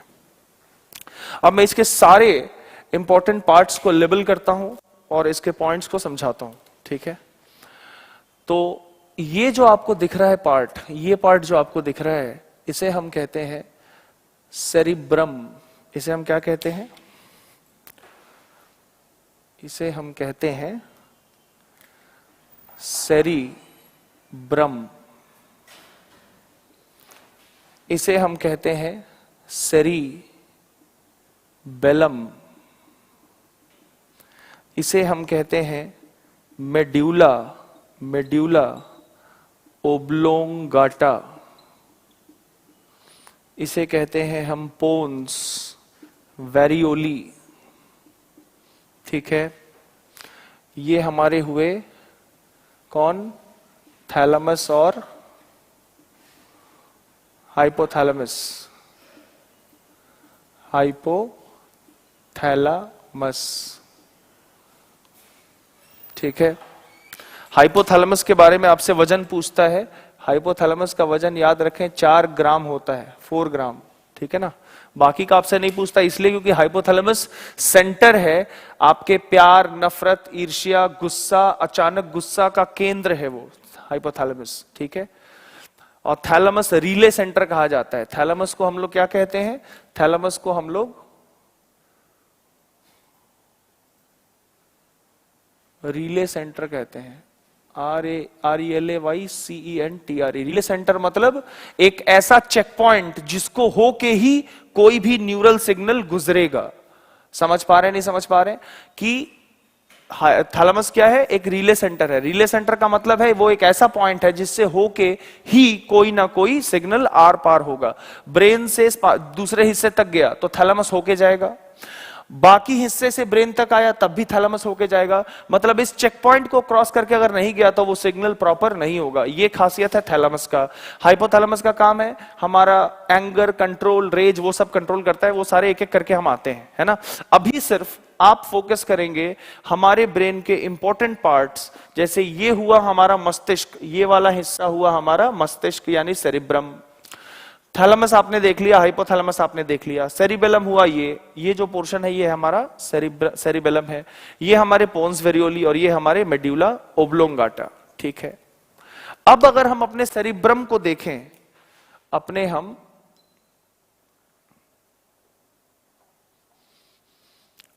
अगर हम सेरिब्रम को देखें, सेरिब्रम यानी मस्तिष्क को देखें, तो हमारा मस्तिष्क 4 पालियों में विभाजित है। 4 पालियों में विभाजित है, इंटू 4 लोब्स। उन लोब्स का नाम है फ्रंटल लोब, दूसरे का नाम है पैराइटल लोब, तीसरे का नाम है टेम्पोरल लोब और आखिर का नाम है ऑक्सीपिटल लोब, जिसे हिंदी में हम अग्रपाली, पैराइटल को हम मध्यपाली कहते हैं, टेम्पोरल को हम पश्चपाली कहते हैं और ऑक्सीपिटल को हम अनुकपाल पाली कहते हैं। पैराइटल को हम अनुकपाल पाली कहते हैं, ठीक है। अब ये चारों लोब्स कहां होंगे, इसको कैसे समझेंगे? तो मान लिया जाए इसको हमने 1 कर लिया, इसको 2 कर लिया, इसको 3 कर लिया और इसको 4 कर लिया। अब मैं ये चारों पालियों का लोकेशन आपको यहां दिखाता हूं। यहां रोमन नंबर 1 है, मतलब कौन है? ये हमारा अग्रपाली है यानी फ्रंटल लोब, ठीक है। ये है हमारा मध्यपाली यानी पैराइटल लोब। उसके बाद ये है हमारा पश्चपाली, पीछे का हिस्सा यानी टेम्पोरल लोब। और ये है हमारा अनुकपाल पाली यानी ऑक्सीपिटल लोब यानी नीचे की तरफ, ठीक है ना, सर के पीछे के तरफ, नीचे की ओर, ठीक है। नेक्स्ट, अब आप देखिए, अगर आप पोन्स वेरियोली को देखते हो तो ऐसा लग रहा है ना कि पोन्स वेरियोली इस पूरे ब्रेन को अपने ऊपर टिका के रखा है। ऐसा लग रहा है ये पत्थर है, इस पत्थर के ऊपर ये पूरा मस्तिष्क टिका हुआ है। तो एक एक करके पहले इसके फंक्शंस की तरफ आते हैं। पोन्स वेरियोली सबसे पहले तो बॉडी इक्विलिब्रियम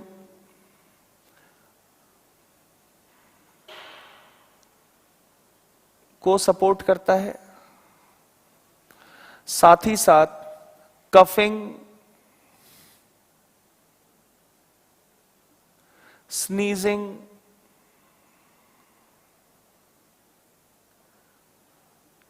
हियरिंग, खांसना, छींकना, सुनना, ठीक है। उसके बाद आपका रेस्पिरेशन यानी सांस लेना, ये सारे कार्यों में सहयोग करता है कौन? पोन्स वेरियोली। मेड्यूला ओब्लोंगाटा को अगर आप देखोगे तो ये पोर्शन मेड्यूला ओब्लोंगाटा कहा जा रहा है और ये ऐसा लग रहा है कि हमारे मस्तिष्क और हमारे मेरु रज्जा को ये क्या कर रहा है? जोड़ रहा है। तो मेड्यूला ओब्लोंगाटा क्या करता है? कनेक्टर का काम करता है, जोड़ने का। किसको? ब्रेन से स्पाइनल कॉर्ड को। किससे? ब्रेन से स्पाइनल कॉर्ड को जोड़ने में मदद करता है, अच्छी बात है।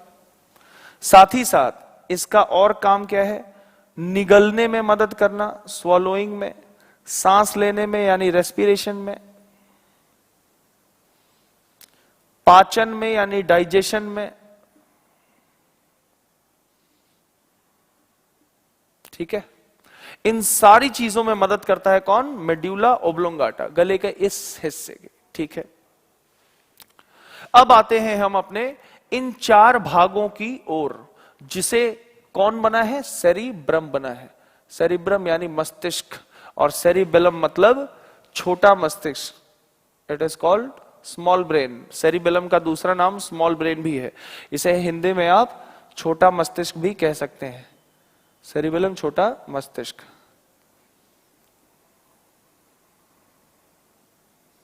ठीक है।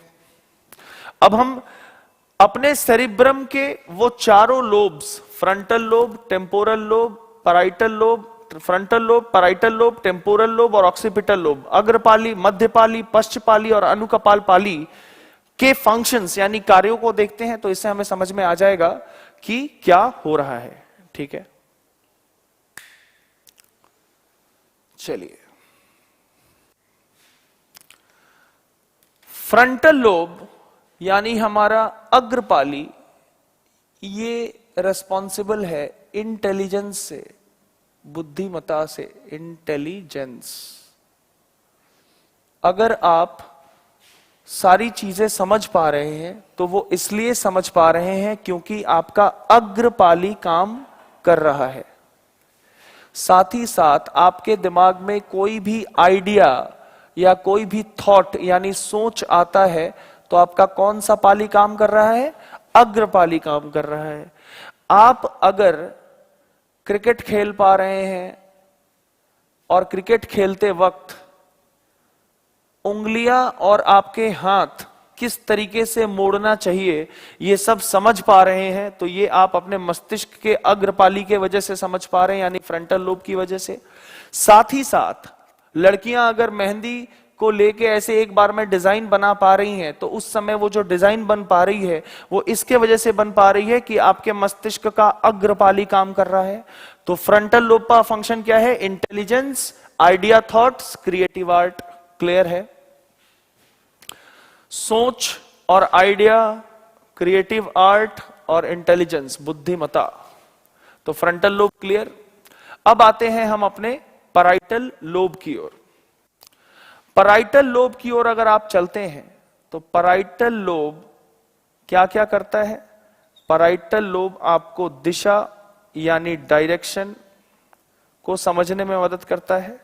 साथ ही साथ वो ठंडा, गरम, उमस यानी ह्यूमिड, इन सारी चीजों को समझने में मदद करता है। साथ ही साथ वो मानचित्रों का यानी मैप्स को देखने में मददगार है। और साथ ही साथ घड़ियों के हरकत को अगर आप समझ पा रहे हैं, यानी आपके घड़ी में कितना बज पा रहा है, ये चीजों को आप समझ पा रहे हैं, तो इसका वजह ये है क्योंकि आपका क्या काम कर रहा है, आपका पैराइटल लोब काम कर रहा है। यानी मध्य मस्तिष्क किन किन चीजों को कंट्रोल करती है, हमें दिशा ज्ञान देती है, हमें ताप का अनुभूति कराता है, चाहे वो ताप हो, ठंडक हो, ऊष्मा हो या कुछ भी हो, या शुष्क यानी ड्राई हो, ह्यूमिड हो या ड्राई भी क्यों ना हो, ये सारी चीजों का ज्ञान हमें मध्यपाली की वजह से मिलता है। मानचित्र यानी एटलस और मैप्स के बारे में अगर हम समझ पाते हैं कि कहां इंडिया है, कहां पाकिस्तान है, कहां चाइना है, तो उस समय हमारा मिड ब्रेन काम कर रहा है, यानी मध्यपाली, मध्य लोब। और अगर हम घड़ियों को देख के समझ पा रहे हैं कि अभी इतना बज रहा है, उतना बज रहा है, तो इसका वजह यह है कि हमारा मध्यपाली यानी पैराइटल लोब काम कर रहा है। तो हमारे पैराइटल लोब के फंक्शंस हैं डायरेक्शन, टेम्परेचर का fluctuation, maps and clocks. Clear है? अब हम आते हैं अपने टेम्पोरल लोब की ओर। टेम्पोरल लोब यानी ये हिस्सा। टेम्पोरल लोब किससे है, तो इंटरप्रिटेशन ऑफ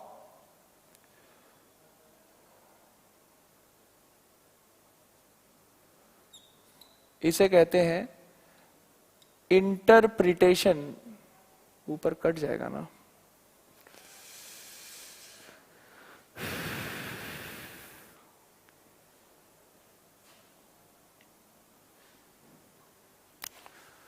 जगह नहीं मिल पा रहा।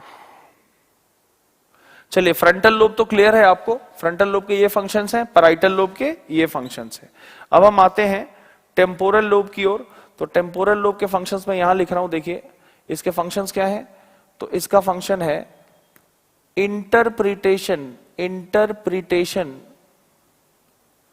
Of sound and speech. अगर कोई कुछ कह रहा है, अगर कोई कुछ कह रहा है या आपको कोई चीज सुनाई दे रही है, तो उस आवाज को समझना या वो आवाज किसकी है, किससे स्कंदित की गई है, ये आप समझ पाते हैं। तो ये किसके वजह से समझ पाते हैं? अपने पश्चपाली यानी टेम्पोरल लोब की वजह से समझ पाते हैं। ठीक है ना।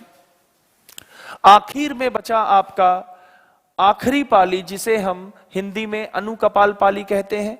और इसका कार्य क्या है? इसका कार्य क्या है देखते हैं। तो इसका कार्य 3 है, ध्यान रखिएगा। इसका कार्य है, पहला विजन यानी दृष्टि, शेप यानी आकार, और कलर यानी कि रंग। तो ये किसी भी चीज को देखने के लिए अगर कोई ब्रेन का हिस्सा मददगार है तो वो है आपका अनुकपाल पाली। आप किसी भी चीज को देख पा रहे हैं तो इसमें आपका ये कौन सा ब्रेन काम कर रहा है? ऑक्सीपिटल लोब यानी हाइंड ब्रेन। और किसी भी चीज के आप आकार को पहचान पा रहे हैं तो उसका भी रीजन है hind brain.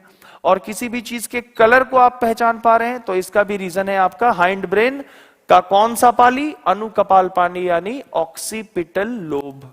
M I clear? अब देखिए, ये जो रेड कलर का आपको दिख रहा है इसे हम कहते हैं pineal gland, PINEAL, pineal gland यानी पीनियल ग्रंथि। हिंदी में इसे हम पीनियल ग्रंथि कहते हैं। और इस पीनियल ग्रंथि को क्या कहा जाता है? पीनियल ग्रंथि को हमारा थर्ड आई भी कहा जाता है। इस पीनियल ग्रंथि को हमारा थर्ड आई भी कहा जाता है। इसको जल्दी नोट करें, इन 4 फंक्शंस को नोट करें, फिर मैं इसे मिटाऊंगा। हमारा सेरिब्रम यानी जो हमारा मस्तिष्क है उसके कितने पाली हैं? 4 पाली हैं। कौन कौन? Frontal, parietal, temporal, occipital. Frontal मतलब अग्रपाली। अग्रपाली का काम क्या है? बुद्धिमत्ता, आइडिया और थॉट, क्रिएटिव आर्ट, इसका काम यह है। फिर मध्यपाली यानी पैराइटल लोब का काम क्या है? इसका काम है डायरेक्शन यानी दिशा ज्ञान, टेम्परेचर का फ्लक्चुएशन यानी तापमान का उच्चवाचन, मैप्स यानी मानचित्र, और घड़ी यानी क्लॉक्स को पहचानने में मदद करता है। उसके बाद अगर हम टेम्पोरल लोब की तरफ आते हैं तो ये हमें किसी भी तरह की ध्वनि को सुनने और पहचानने में मदद करता है। कौन? पश्चपाली। और अनुकपाल पाली हमें किसी भी चीज के आकार, रंग और उसे देखने में मदद करता है। ठीक है, ध्यान रखिएगा कि अगर आपसे यह सवाल पूछ दे कि फ्रंटल लोब और पैराइटल लोब, अग्रपाली और मध्यपाली को कौन अलग अलग करता है, तो आप देख पा रहे हैं कि आपके ब्रेन में ये ब्लू कलर के दो गहरे निशान बने हुए हैं। ये 2 गहरे निशान किस चीज के हैं? तो ध्यान दीजिएगा। अब मैं इस चीज को मिटाता हूं, है ना, इन चारों के फंक्शंस को मिटाता हूं। आप उम्मीद है आप लोगों ने लिख लिया होगा। ठीक है। दानिश, पैरालिसिस में ब्रेन के क्रिएटिव यानी इंटेलिजेंस पार्ट गायब होता है, उसके बाद सेरिबेलम अफेक्ट होता है, क्योंकि सेरिबेलम लोकोमोटर एक्टिविटीज को कंट्रोल करता है। मतलब आप अपने शरीर में जितना भी हिलना डुलना कर पाते हैं वो सेरिबेलम की वजह से कर पाते हैं, तो वो इसको अफेक्ट कर जाता है। और जो नर्व्स हैं, जो हमारे स्पाइनल और क्रेनियल नर्व्स हैं, वो अफेक्ट हो जाते हैं, जिससे सिग्नल पास नहीं कर पाता। तो अगर वो एक हिस्से में नहीं जाए तो पार्शियल पैरालिसिस, और दोनों में चले जाए तो पूरा पैरालिसिस। पीनियल ग्लैंड क्या करता है मैं आपको दिखाता हूं, है ना। मैं इनके फंक्शंस को अब मिटा रहा हूं। पीनियल ग्लैंड को हमारा तीसरा नेत्र भी कहा जाता है, यानी थर्ड आई।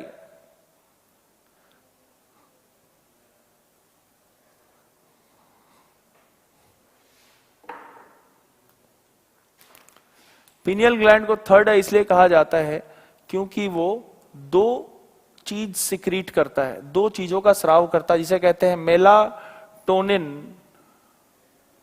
और दूसरा है सीरोटोनिन। ये दो हार्मोन का स्राव करता है, जिसमें आपका जो सेरोटोनिन है वो एंजाइम हार्मोन और साथ ही साथ वॉल्यूंटरी रेस्पॉन्स, ये तीनों दे सकता है। वॉल्यूंटरी रेस्पॉन्स मतलब जिसमें हिलना डुलना हो सके, एंजाइम का श्रावण, हार्मोन का श्रावण, ये सेरोटोनिन करता है। एक खुद एक हार्मोन है जो निकलता है पीनियल ग्रंथि से। मेलाटोनिन क्या करता है, आपके सारे स्पेशल एक्टिविटीज लाइक आपका हो गया कॉन्शियसनेस, यानी माहौल के हिसाब से जो आप प्रतिक्रिया दिखाते हैं यानी रिएक्शन दिखाते हैं, ये प्रतिक्रिया इस थर्ड आई के कंट्रोल में रहता है। किसके वजह से? मेलाटोनिन के वजह से। तो अगर हम कभी भी किसी चीज के बारे में कोई एक प्रारूप निकाल के आ पाते हैं तो उसका वजह है मेलाटोनिन। इसीलिए हम इसे अपना तीसरा नेत्र यानी पीनियल ग्लैंड भी कहते हैं। थर्ड आई, पीनियल ग्लैंड, ठीक है। क्या सिक्रीट करता? मेलाटोनिन और सेरोटोनिन। हां, ये हो गया। अब देखिए, पोन्स वेरियोली और मेडुला ओब्लोंगाटा के फंक्शंस आपने लिख लिए होंगे, ठीक है।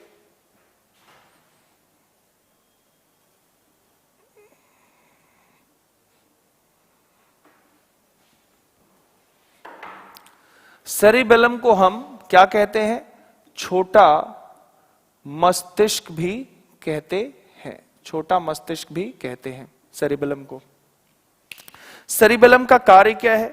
सेरिबेलम का कार्य यह है कि ये आपके सारे लोकोमोटर एक्टिविटीज को कंट्रोल करता है। लोकोमोटर एक्टिविटीज मतलब जिससे आप अपना स्थानांतरण करते हैं। स्थानांतरण मतलब जगह का बदलना, जैसे वॉकिंग, रनिंग, स्टैंडिंग, पोस्चर को रोके रख रहा है। आप खड़े रह पा रहे हैं तो सेरिबेलम के वजह से, दौड़ पा रहे हैं सेरिबेलम के वजह से, चल पा रहे हैं सेरिबेलम के वजह से, स्विमिंग, तैरना, कुछ कोई भी ऐसा चीज जिसमें आप स्थानांतरण कर रहे हैं, वो सारे लोकोमोटर एक्टिविटीज है, उसको कौन कंट्रोल करता? सेरिबेलम। तो अगर आपसे ये सवाल पूछ दिया जाए कि दारू पीने के बाद यानी after drinking alcohol, after drinking alcohol brain का कौन सा पार्ट अफेक्ट होता है, तो वो अफेक्ट होता है आपका सेरिबेलम। क्योंकि दारू पीने के बाद ही इंसान अपने शरीर पे काबू नहीं कर पाता। क्यों? उसका सेरिबेलम नशे में आ जाता है, यानी लोकोमोटर एक्टिविटी सारे क्या होंगे? बार्ड होने लगेंगे, अवरोधित होने लगेंगे। समझ पा रहे हैं?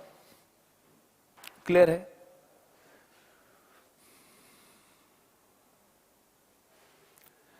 एग्जैक्टली आपका जो ये मेलाटोनिन है ना, ये कॉन्शियसनेस को दिखा रहा है। ये तीसरा सेंटर किस लिए है? क्योंकि ये आपके मेमोरी, कॉन्शियस आप इसलिए हैं क्योंकि आपके पास मेमोरी है। तो ये आपके मेमोरी, जैसे रीडिंग, फिर सिंगिंग, ये सब कुछ आप तभी कर पाते हैं जब आपके मेमोरी में कुछ ना कुछ इनपुट दिया जाए। तो ये मेमोरी वगैरह से सारे रिलेटेड मेलाटोनिन करता है, यानी हमारा पीनियल ग्लैंड, ठीक है ना। तो यहां ये एक रिले सेंटर है, थैलेमस हमारा रिले सेंटर है, ठीक है। अब देखिए बचा है हमारा कौन? हाइपोथैलेमस बचा है, जिसके फंक्शन के बारे में हमें जानना है। तो हम अपने ब्रेन के लगभग सारे फंक्शंस को समझ चुके हैं।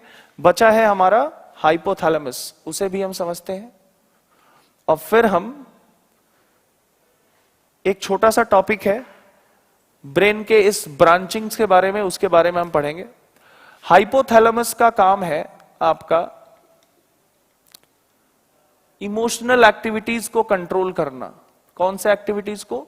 इमोशनल एक्टिविटीज को कंट्रोल करना, जैसे कि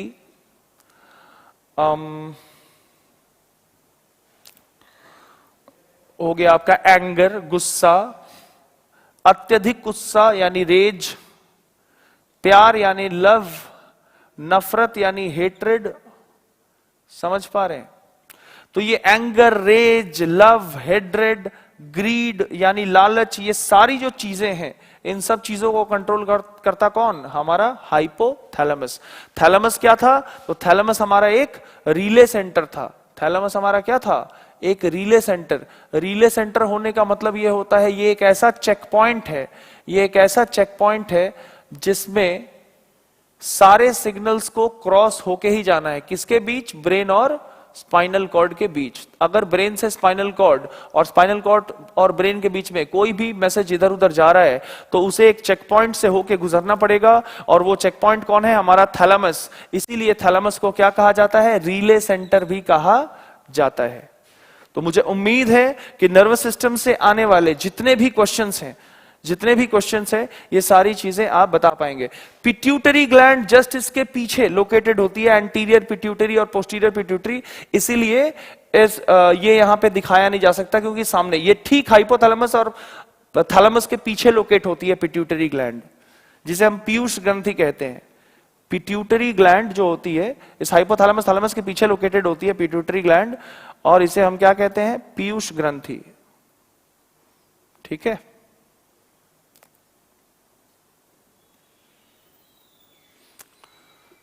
ये हमारा ग्रोथ, पाचन और बाकी तंत्रों के फंक्शंस को कंट्रोल करता है।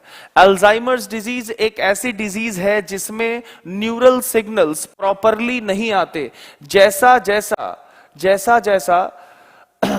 जैसा ये जो चीज है, ये जो हाइपोथैलेमस आप जो देख रहे हैं, थैलेमस और हाइपोथैलेमस, ये आगे से ऐसा दिखाया गया और पीछे से पिट्यूटरी। तो पिट्यूटरी के अंदर ये होते हैं थैलेमस हाइपोथैलेमस, जो कि एंटीरियर साइड से आगे से हमें विजिबल होते हैं, लेकिन पीछे पोस्टीरियर साइड से देखा जाए तो विजिबल नहीं होता। उस तरफ से देखा जाए तो पिट्यूटरी हमें विजिबल होता है।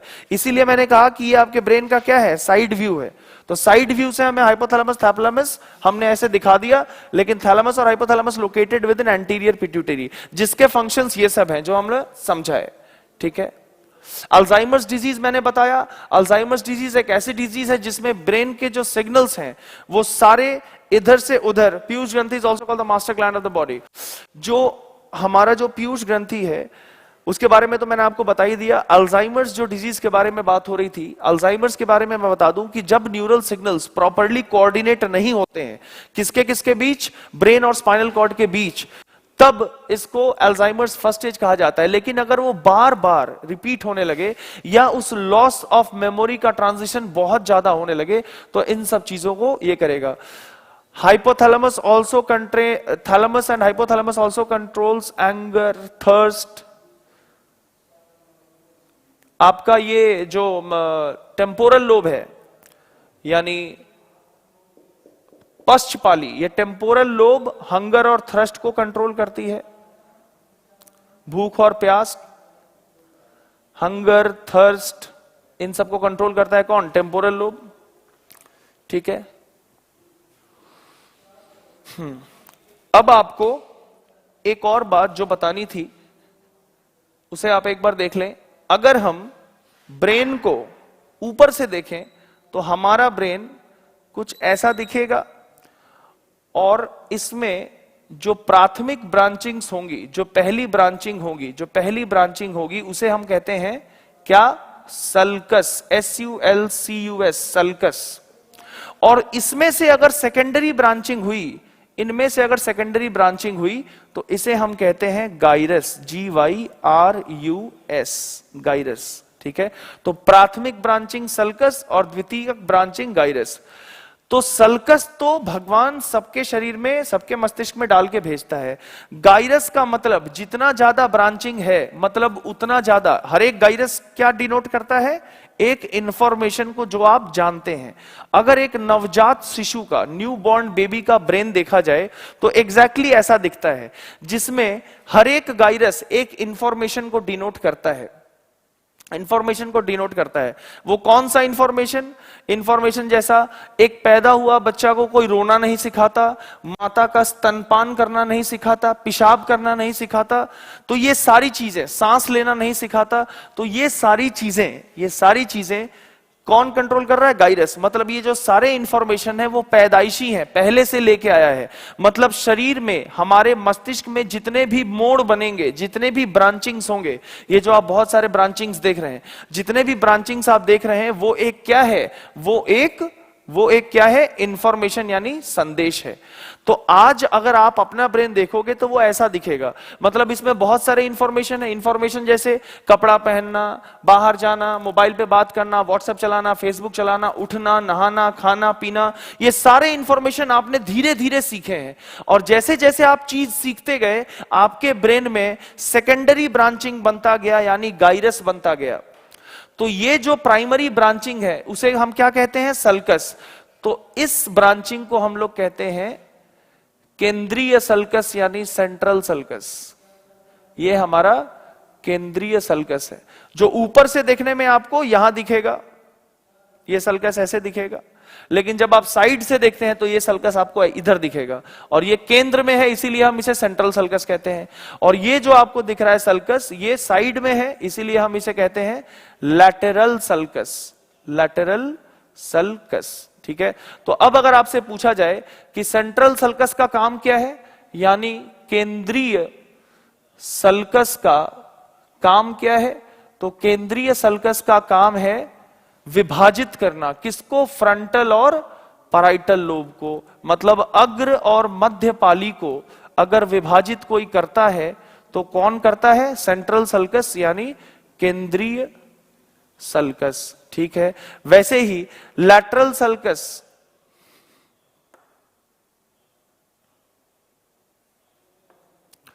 लैटरल सल्कस को हम हिंदी में कहते हैं पार्श्व सल्कस। पार्श्व सल्कस। और लैटरल सल्कस किसको विभाजित कर रहा है? लैटरल सल्कस विभाजित कर रहा है पश्च पाली और अनुकपाल पाली को, यानी it separates temporal lobe and occipital lobe. Temporal lobe and occipital lobe. समझ पा रहे? तो देखिए कितने सारे क्वेश्चंस, चाहे आपसे कोई भी क्वेश्चन पूछा जाए, it is very easy and very important for you all. कब? जब आप इन सारी चीजों को ऐसे पढ़ते हैं, ठीक है ना। कोई भी चीज, लैटरल सल्कस हिंदी में पार्श्व सल्कस, केंद्रीय सल्कस हिंदी में सेंट्रल सल्कस, इनका काम क्या है? अग्रपाली और मध्य पाली को विभाजित करना। पार्श्व सल्कस का काम क्या है? पश्च पाली और अनुकपाल पाली को विभाजित करना, ठीक है ना। तो आज के आपके पहले क्लास में, कैरियर वेल के पहले जीएस के क्लास में, हमने डिस्कशन किया कौन से सिस्टम का? नर्वस सिस्टम का। नर्वस सिस्टम यानी तंत्रिका तंत्र, जो हमारे शरीर से, शरीर के हर एक हिस्से से होने वाले हर एक क्रियाकलाप यानी एक्टिविटीज को कंट्रोल करता है, ठीक है। ओके, सो अगर कोई कोमा में चला जाता है, that means it is a neural failure. जो कंट्रोल है, जो वॉल्यूंटरी कंट्रोल है, जिससे इंसान अपना वॉल्यूंटरी और इनवॉल्यूंटरी कंट्रोल करता है। मतलब वॉल्यूंटरी मतलब जिसमें इंसान अपने शरीर के हिस्से को हिला पाए, और इनवॉल्यूंटरी मतलब जिसमें शरीर का हिस्सा हिला नहीं सकता। जैसे पाचन हमारे शरीर में होता है, लेकिन उसमें कोई हिलडुल हम नहीं कर सकते।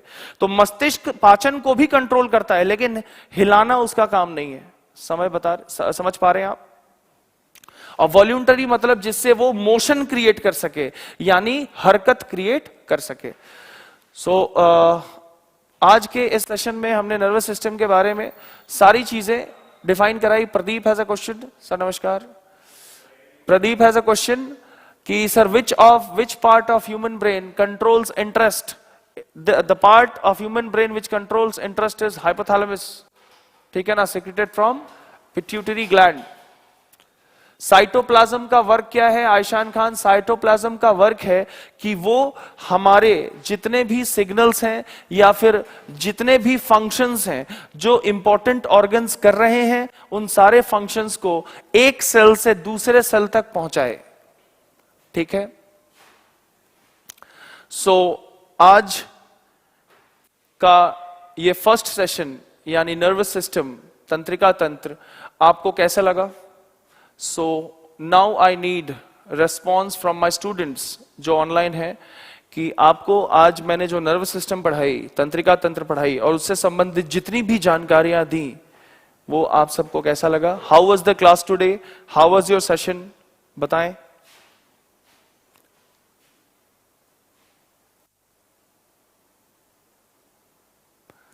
नोट्स मिल जाएंगे हर एक सेशन जो भी आपको पढ़ाया जा रहा है।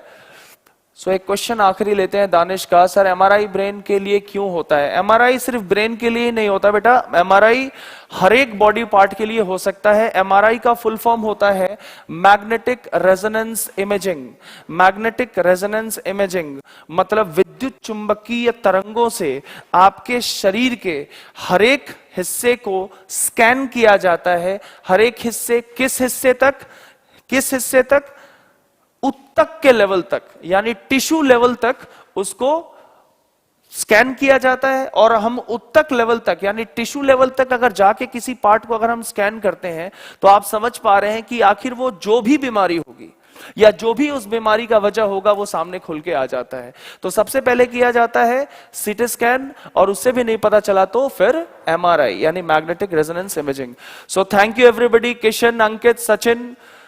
So it was an awesome class and बहुत अच्छा लगा। उम्मीद है कि आगे आने वाले सेशंस भी ऐसे ही एक्साइटिंग, इंटरेस्टिंग और एनालिटिकल रहें, जिसमें आपको ज्यादा मेहनत रटने में ना करके समझने में करना पड़े, और आने वाली जो भी एग्जामिनेशंस हैं गवर्नमेंट, वो सारे आपसे क्लियर हों। और जिस तरीके से सारे टीचर्स आपके हर एक टॉपिक्स को क्लियर करा रहे हैं, it will cover each and every examinations which are upcoming in this new year. So आज इसी के साथ मैं अमित सिंह अपने इस पहले सेशन को विराम देता हूं। So I am dissolving this session for the day and I hope अगले दिन फिर इसी उमंग और इसी उत्साह के साथ आप सब कैरियर वेल पे हाजिर रहेंगे अपने अगले क्लास जीएस में, जिसमें हम ऐसे ही मनुष्य के इन तंत्र समूहों में से किसी एक तंत्र समूह यानी कि ऑर्गन सिस्टम को फिर से डिस्कशन करेंगे।